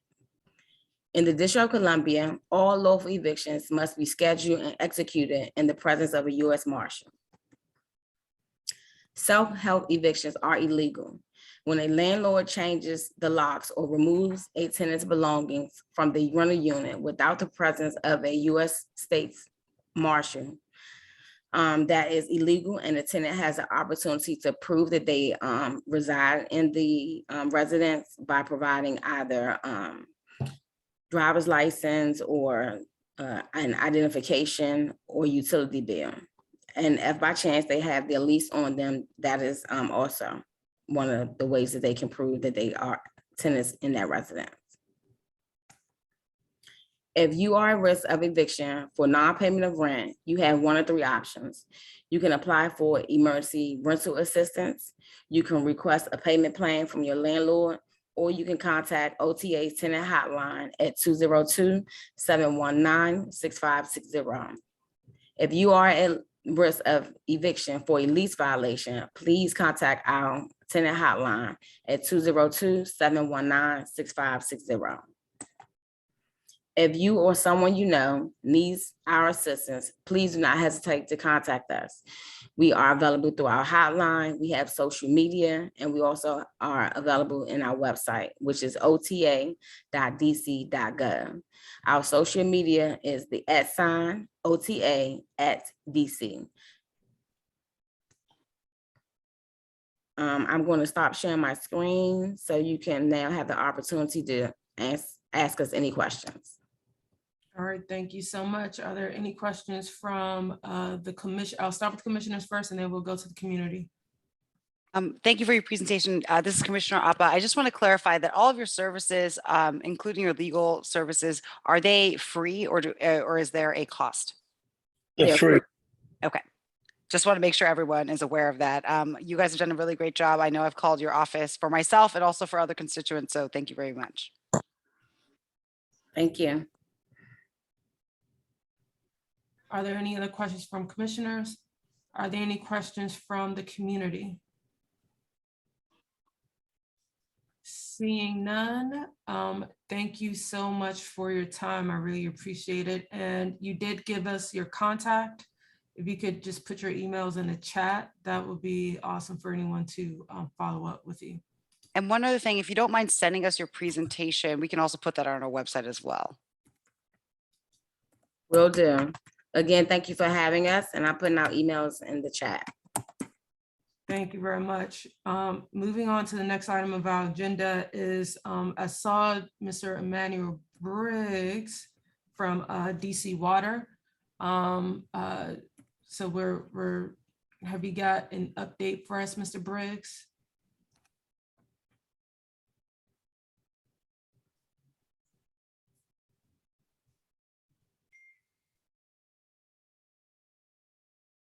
Hello, Mr. Briggs. Okay, anyone else? Yes. Daryl will be the one actually doing the percent update. I'm sorry? Daryl. Hey, good. Yeah, Jarrell Johnson's on chairwoman, so he's going to speak for us. Okay, thank you. Yeah, go ahead, Jarrell.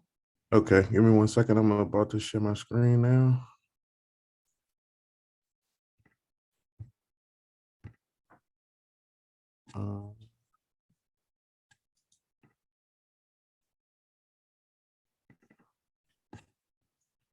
Okay, are you able to see my screen? Yes. All right, perfect. All right. Good evening, commissioners and community. Thank you for the opportunity to provide an update on the Soapstone Valley project. My name is Jarrell Johnson from Tina Boyd and Associates. My team and I provide additional outreach support for DC Water's Office of Marketing and Communication on this project. I will go over a brief presentation and provide some project updates and the forecast of upcoming activities. I'm joined by some members of the project team who will assist with any questions or concerns at the end of this presentation. Here's a high-level view of some upcoming activities for the month of July. Site 1 will be preparing Site 1 for stream work. Site 2, we're currently 70% complete there, and we'll be continuing to get to 100%. Site 3, at this time, we're about 90% complete with the stream work there, and we'll be continuing until we reach full completion. At Site 4, we'll be prepping that site for upcoming stream work. Site 5, there's no immediate activities at the location. And for Site 6, we plan to begin cleaning, the pipe cleaning and CCTV, but that work is pending a boiler permit approval by DOEE. All right. And here's a view of some upcoming activities that will take place next week. For sites 1 through 3, we'll basically be continuing the stream work there. Sites 4 through 6, there won't be any activities during that week. So that's the June 27th through July 1st.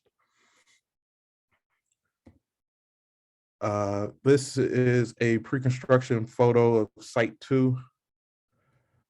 Just showing what the existing condition was before our work began.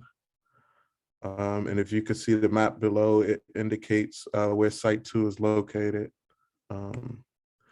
Here's another pre-construction photo of site 2 before we went in and did some of the stream work. As I mentioned, this is another photo of site 2. I mentioned it was 70% complete with that work. This photo here shows the imbricated rock wall that has been installed and some of the other stonework that has been complete. This photo here is from site 2 as well. And it shows the rock armoring that has been installed around the manhole. Now moving along to site 3. Here's another just a pre-construction photo of site 3.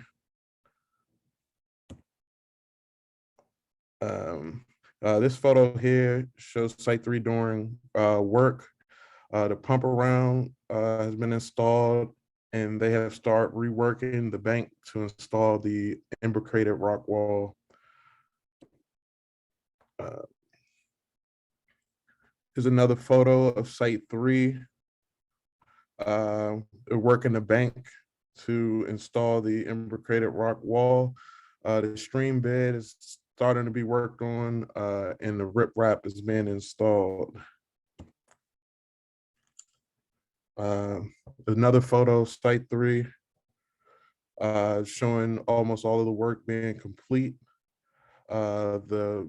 The wall that we mentioned has been installed. The riprap channel has been installed, and then also the stone crossing path has been installed as well.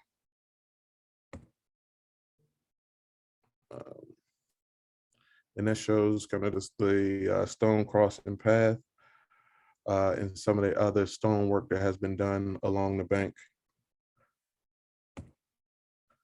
Myself and Raisha Quarry will be your main point of contacts for any project-related questions or concerns. I'm sure most of you are familiar with Emmanuel Briggs. We work hand in hand with Emmanuel, and he sends out the weekly project updates. So if anyone on the call would like to join the list to receive any of the weekly updates, please send an email. You could simply say add me to the email address on the screen. For folks listening in, that's soapstone.info@dcwater.com. We also have a 24/7 project hotline where we could be reached on for any questions or concerns. And that number is 202-301-8058. Beginning next week, we'll start the distribution of our monthly newsletters. We strongly encourage residents that would like to be included on the digital distribution of that newsletter to also reach out to us via email at the soapstone.info@dcwater.com, and we'll gladly add you to the distribution list. The newsletters will basically include an update on completed tasks and some upcoming activities looking a month ahead. Once again, I appreciate the opportunity to provide a brief update to the commissioners and constituents. We will now take a few questions. If there are any questions that we are not able to answer at this time, we'll take that question back to our technical team and follow up. And I'll also place our contact information in the chat. we're open for any questions.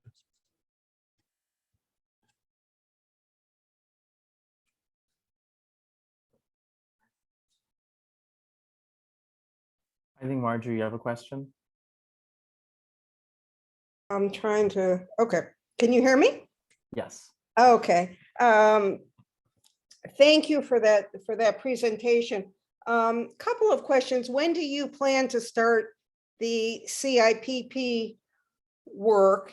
And could you say a little bit more about the permit that is being required for the boiler? I assume you mean the boiler trucks? Is that what you mean? And also the third question is, when you talk about prep for the stream work, what does that entail, the prep?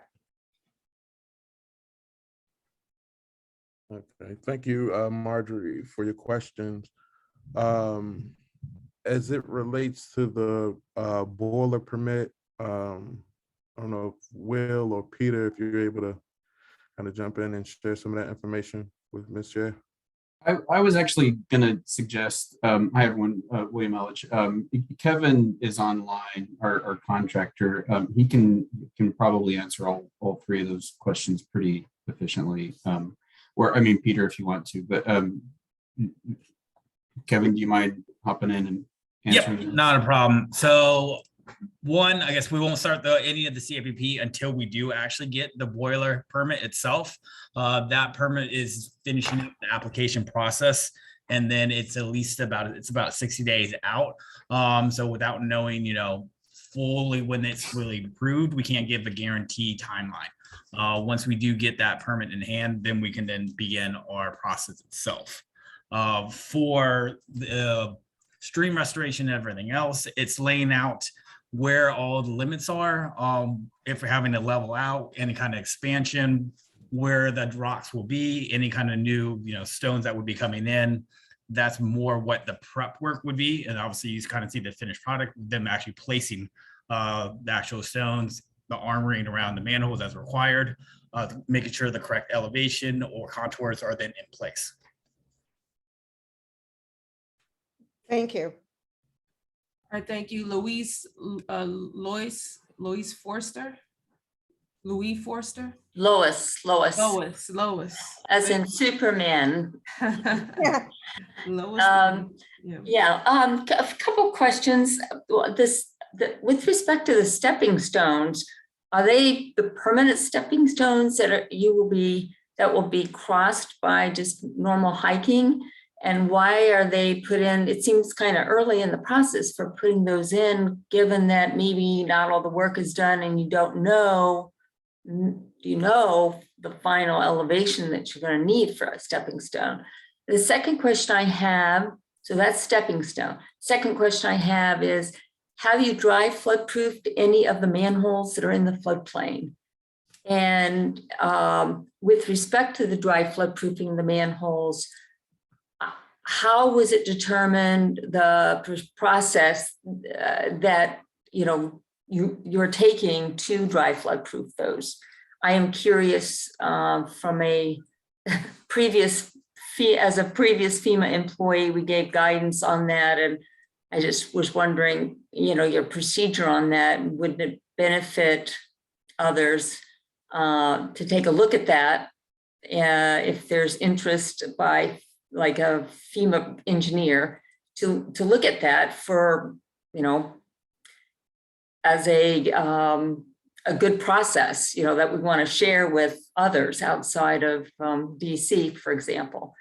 And then I think that's it. Oh yeah, there was a manhole in section 2 that was shown in that picture. What was the third? Oh, for the area up here, I say up here, because it's up here on the south side of Soapstone. What section are we considered as for lining the manhole that is up the hill, up the slope rather, that you're going to be putting in from the parking lot at Van Ness East? Those three questions. Yes, I guess first to start, one, we're installing per the plans that have been designed for, quite some time substantially. So we're going off of known elevations, then what the designs are, surveys, and stakeout. If Will wants to chime in how they determine those, I'm not sure how the design process did come to it. I mean, the short version of it, Lois, if you're thinking about a specific manhole, we'd have to get the design team in to answer that, and they're not available tonight. But broadly speaking, it was to manage the utility separation and depth of cover, coupled with the 100-year floodplain that we were trying to manage. So all of the elevations were tied into that. Fish passage was also part of the design criteria that was used to set elevation. So it all starts at downstream end, and you basically have all the different kind of rules that you follow as you go upstream to set the elevation. So those were all part of the design documents. And then Kevin's team basically just follows those. So the process for dry floodproofing them, if you will. Oh, where did you come up with that? Kevin, you haven't done any of the work on the manhole rehabilitation itself. No. The only thing we've done is armoring around them. So it's all the stream work to protect around the manholes. No actual rehab has been completed as to date. Right. There'll still be a liner that's put on the inside of it still. Right, but you are going to seal it, and you're going to do stuff inside it to protect it from any other moisture getting in, correct? Moisture getting in or corrosion from the inside. Corrosion and so forth, right? And then sealing it. Okay. And then with respect to up here I look at the map, but I can't tell sometimes if we're a specific site. You have a numbered site up here at Van Ness East in the parking lot. Jarrell, can you pull up one of those photo slides again? It had the little key there at the bottom. Because I can see it, and I've looked at others, and I just, when a report comes out on the procedures, I just wanted to check to see each time any work being done up here.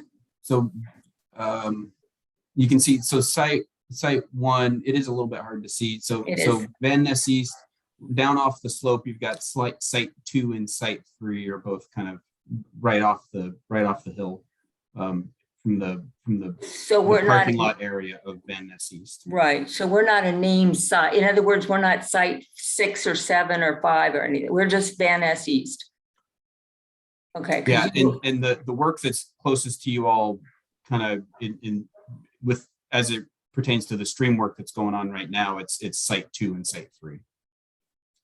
Oh, site 2 and 3. Okay.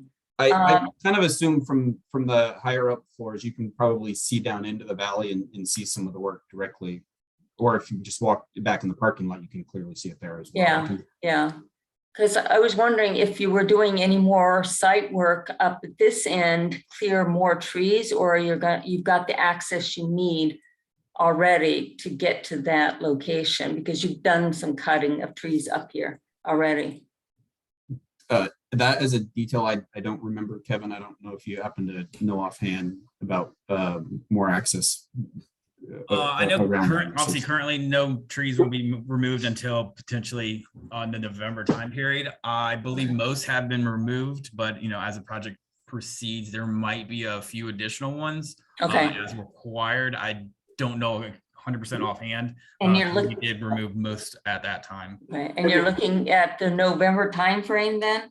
It's when the window then opens up as allowable due to the restrictions of the VAT and then everything else on the project. So there's a lot of windows when we're allowed to or we're not allowed to remove some trees. Sure.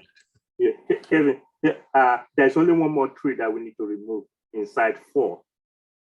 Okay, yeah, that's what I believed, but I didn't want to speak out of turn then. Yeah, we met with NPS today, and that's the only one tree that is left before November that we're gonna do. I didn't understand that, but there's one more tree at site 4 that we have to cut down. And Peter, it sounds like that will happen before November. Yeah, probably in a month or two. But that's lower down. I'm specifically talking about Van Ness East work. So you're waiting till it's a November timeframe, you're saying, for any potential additional work at the Van Ness East site. As far as streams and trees go, yeah. Yes. Okay. And then lining it eventually. Are you going from the bottom up to the Van Ness manhole, or are you lining from up from the parking lot down? So we would be lining from the parking lot down. You follow the direction of the flow within it, but the process of our lining operation will be from site 6, moving our way up the park itself. Okay, all right. Thank you. Commissioner Christelle has a question. I think, as you know, we sent a resolution that was passed last month asking for there to be an air quality permitting to be done. And I guess I see we got a response back to Commissioner Mehta's inquiry about that. And I see that you all have decided that that's not going to happen. You're not going to require a permit for this. So I guess it also mentions in that response that you're going to be working with DC Water, DOEE to come up with a plan. And I guess the question is, how soon is that plan going to be ready? And then as I'm looking at the language for that, it talks about the monitoring, sort of monitoring and testing. But obviously, if you're going to monitor and test, I think that there needs to be reporting in terms of what the outcome of that testing is. So we'd like that to be added to the plan. And then, so again, the real question is, when is that plan going to be ready? Because I know you say you're going to share it with the public, but we want to know, people are concerned about this particular matter.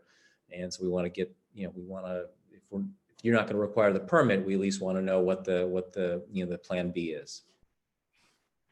So I don't believe Stephen was able to make it, or anybody else from DOE. So it's not DC Water's decision as to whether the permit is required or not. That's DOE's decision. We'll comply with all permit requirements. We do. We have an air quality monitoring plan. We've submitted it to them. We shared the first revision of that with the ANC last month. In the resolution, there were 2 lists of 1 through 4. We do feel like we are complying with all of that. With everything, there are 2 items that are future looking, so we haven't complied with those yet, but we fully intend to and are happy to. But specifically, there were requests for a thorough analysis, to conduct real-time monitoring, to use both PIDs and grab samples, and to have a response plan. And that's all outlined in the plan. We have made revisions based on Stephen's comments already, and that's, to be honest, is still an ongoing process. So we're still working through that before we get an approved plan, and of course that plan would have to be approved before we can start CIPP. But we also have to have that boiler permit, and we also have to have the third-party air quality monitoring contract in place so that we can actually deliver on the plan that we're promising. So there's a few things that still have to happen before that CIPP can happen.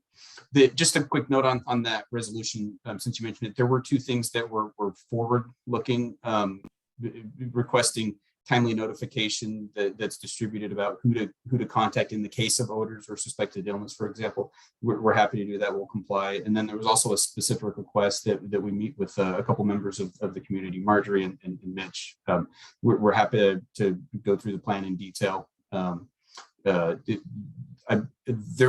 was a request that we do it before the end of this month with some vacations on the team. I'm not sure if we'll be able to make that happen, but I between now and maybe mid-July, I'm confident we can make that happen. Okay, that's helpful. Again, but any sense of the time frame of when all these steps are going to be kind of completed? You mentioned scheduling and summer and all that, and vacations. Kevin, the critical path item on that is probably the boiler permit. Is that right? Yep, correct. So yeah, until that is go, we can't really engage the other activities. So that is currently the critical path item. So and how long do you estimate for that? I mean, I know it's a 60-day process, but we're already into that 60 days. Right. I'd say because we're just kind of finalizing all that sort of thing. So I think it's about 60 days out. Following the permit itself, it will allow for sequencing of the other work, one being bypass installation, the CCTV to clean and assess the lines, and then the CFP installation following after. One quick follow-up to Commissioner Castillo's question, and I know there's a couple other community member questions with hands raised, but for that data that you plan to collect as part of your testing process, can you make that fully available to the community in terms of the raw data and raw analysis? Because Absolutely. we do have a number of professional folks who are in this industry, and we'd like to make them give them access to that data so they can actually assess that and inform their own views on whether or not there might be any other corrective action that might be needed. So seeing that full raw data would be great. So, yep. Thank you. And I know Marjorie and Lois both have their hands up. Not sure if that's from before or not. Okay, so I'm sorry, just it'll be just a minute each so that we could then move on with the agenda. So Marjorie and then Lois. Okay, thank you. Just a quick question. I'm so pleased that you will meet with Mitch and with me. Do you have a sense of when you can let us know when that will be? Yeah, to be honest, I was going to kind of follow Stephen's lead because it feels a bit more like a DOE regulatory kind of a thing. If he and I haven't had a chance to talk about that yet. Okay, but sometime soon you'll circle yeah. back. Okay. But, I mean, we do have quite a few people are taking vacations around the 4th. Sure. Between now and mid-July, I'm sure we can find a date. Do you have each other's contact to just exchange information so you can email each other with? I have Marjorie's. I don't know that I have Mitch's. Okay. I can send you that, Will. And I'll type mine in as well. Okay, thank you. Lois? Well, I just want to piggyback on this discussion then to make sure, Marjorie, and if with respect to the air quality piece, that up here, I say up here because the boiler will be up here at Van Ness East parking lot, and our sewer from Van Ness North and their sewer goes into that combined, the single manhole that you'll be aligning. So air quality is going to be important up here for us as well. And because I keep our general manager informed about what's going on with respect to this project, and he's aware because he's getting the feeds from your office in terms of the status of the projects. However, the air quality piece is important to us, like it is for the other property owners that are near where pipes are going to be relined. So please don't forget about us on the south side of Soapstone Valley with regard to air quality. Oh, of course. We're thinking about everyone, the entire community. All right, thank you so much. Thank you so much for that presentation. So now we will move on to the final portion before we adjourn, but the next portion is items that we will be voting on. And we did notice the community there's 2 resolutions, one of streets and alleyway lighting resolution. And then another is on safe haven for reproductive health services. And I will share my screen now regarding the streets and alleyway. And I believe Commissioner Castillo, is that, were you leading that resolution? Chair David, I'll speak to it. Okay, okay. on behalf of the Streets and Sidewalk Committee. Okay, As you noted, we raised this last month to introduce this resolution based on the very great work of Bob and Paul and the rest of the committee. And the city is going through a process of replacing all of its typical halogen street and alleyway lights with LED lights that are much more efficient. But those lights also, if not properly tuned, can create unintended light pollution. So there's a number of different measures that this resolution captures, where we're seeking to ask DDOT to tune the levels of the light to the minimum light level recommendations, to prioritize lower Kelvin lighting, and that's essentially the temperature of the lighting. So instead of being the harsh bright blue light, the lights are kind of warmer in color, to implement adaptive management that allows DDOT to manage lighting across the system, and dim the lights where need be or switch them off where need be, with more control, to mitigate uplighting impacts as relates to light pollution in the sky, as well as to create incentives and accountability for the vendor who is managing the system, and to look to identify and implement best practices as the system rollout goes forward. So the resolution captures all these goals in fair detail, and our goal again is to get this ideally with support of the ANC signed off today, so we can launch this to DDOT to allow them to incorporate this feedback into their implementation. So with that, I'll invite Paul Harrison from the Streets and Sidewalk Committee. If there's anything I might have missed or anything you want to highlight or emphasize, definitely let me know or speak up. No, that was great. Just a particular call out to community member Julia Stevenson for pushing this forward and educating us all about this important issue, and a wonderful opportunity to present some constructive suggestions of the city that can both save money and make the environment better.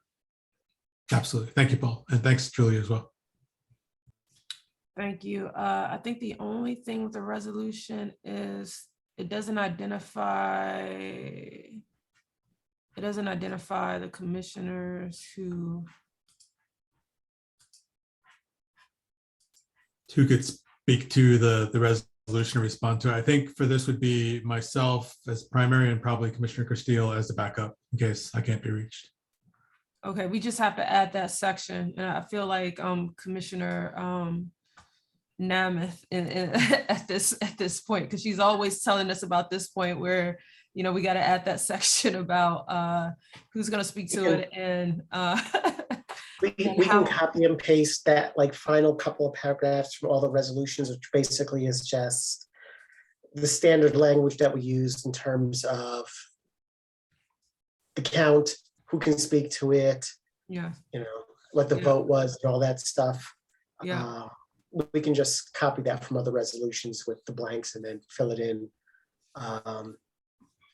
Absolutely. Yeah. If you send it to me, I will format it and get it all. I'll make it all nice after the fact. Okay.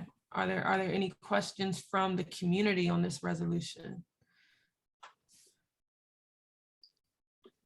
All right, can I get a motion? So moved to adopt the resolution in support of recommendations for the implementation of the DC Street Lighting Project. And I'll second it. All in favor, say aye. Aye. Aye. Any opposed? And the resolution passes. The next item on the agenda is the ANC3F resolution on, it's a public health resolution led by Commissioner Appa. Yes, I think you're going to bring it up. Yes, as I think we're all aware, the Supreme Court decision will be coming down soon to be able, and several other ANCs, as I spoke last month, are wanting to ensure that reproductive health services are protected in the District of Columbia. So this resolution is really to just continue to support reproductive rights for women in the District of Columbia, and really just outlines, that healthcare is a universal human right, that that DC will be a safe haven and continue to provide abortion access as part of regular health services in the District of Columbia. So I think it's a pretty, as I mentioned, a few other ANCs are pushing City Council also to support HR 3755. And if you want to look that up, please go ahead and do so. Councilwoman Che is also in support of this as well. So I don't think this should be too controversial.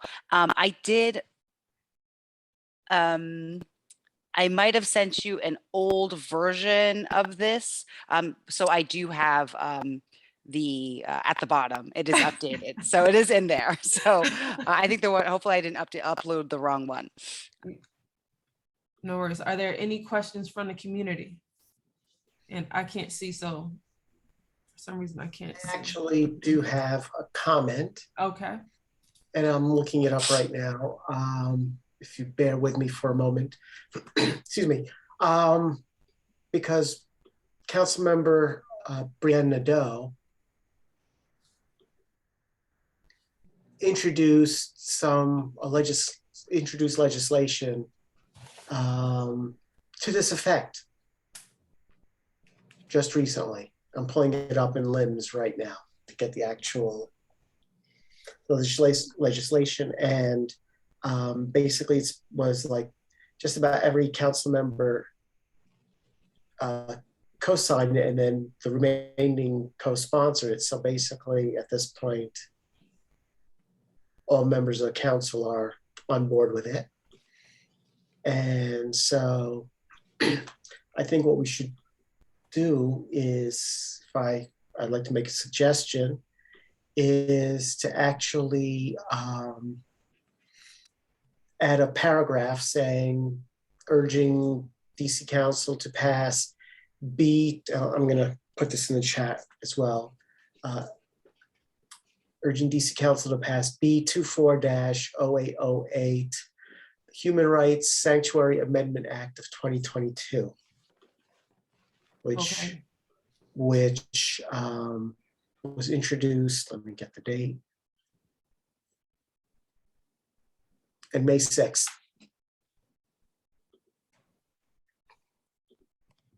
Okay, great. Yeah, I'm happy to add that to the resolution and amend that. I would like to move forward on voting this evening. As we know, the Supreme Court decision will be coming down any day now. So happy to add that, but would like to vote. Yeah, in fact, the Supreme Court today announced Thursday was supposed to be a decision day. They added Friday as an additional decision day. So I think our weekend could very well be ruined, just because we'll be getting stuff that we may not want to hear. To Commissioner Tenderick has a question or comment. I think it's my turn to ask now. Is there two commissioners that I think on the bottom that you may have put like in the edited version for supporting the or put their name on the resolution? Yes. So I have myself, and I'm happy to put. I was going to put Chair David, but Commissioner Tenderick, if you're interested, happy to add you to the resolution as well. It's up to you. Yeah. Either. Okay. It is updated. Sorry, I might have sent an old version, so apologies. No worries. So can I get a motion with the amendment to the resolution?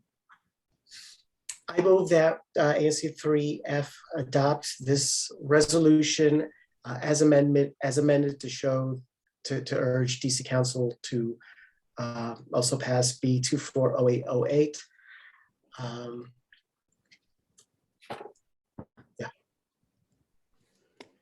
Can I get it? Is there a second? Second. All in favor? Aye. Aye. Aye. Okay, any opposed? And the motion passes and the resolution passes. The next item on the agenda is the BZA permit request, led by Commissioner Castillo.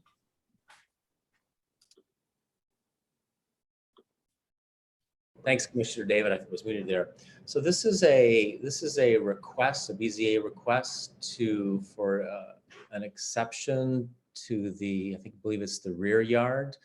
And so we have the Levines that are here from 3820 Reno Road. They're essentially, the reason for this request is to put an addition onto their existing home.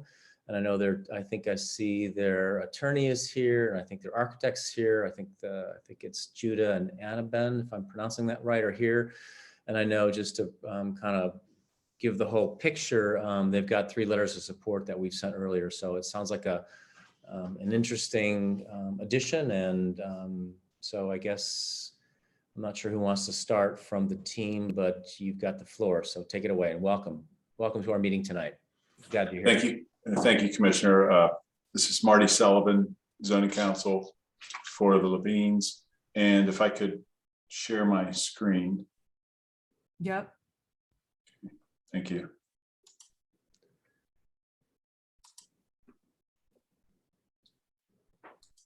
Okay, so it is, the request is for special exception relief for rear yard. The requirement's 25 feet. And the rear yard is going to be 18.8 feet, so relief of just 6 feet. I think I'll start showing you with the property quest map. Here's where the property is, and the addition where the relief requested is over here. This is the rear yard of the property. So here's the site plan and the area of relief, because the building already encroaches into the rear yard here. This is the rear yard line here, the 25-foot rear yard. And the addition, it's a 1-story addition over here. And so this area here with the 8.0 in it is the area of the relief. We do have support letters from this neighbor here, right behind in this area, and a neighbor here on Rodman, and this neighbor over here. And I'll show you an elevation too. This is the, so here's the west elevation. This is the addition here on the right side. It's just a 1-story addition. So a small portion of that, it needs rear yard relief. So Michael Bruckwick, the architect, is here if you have any specific questions about the plans. And of course, the property owners are here as well if you have any questions for them. Any questions from the commissioners? And just say your question, because I can't see anything right now. Just want to confirm so that all the neighbors whose property abuts this property have given letters of support. Is that correct? So the area of relief is here. And so this neighbor here behind it is in support, and then the neighbor here. So yes, the 2 that abut on the side where the relief is being requested. Have we had any, are there any neighbors that object? No. And they've all been noticed, and yes. Yes. Thank you. No further questions from me. Okay, thank you. Any questions from the community?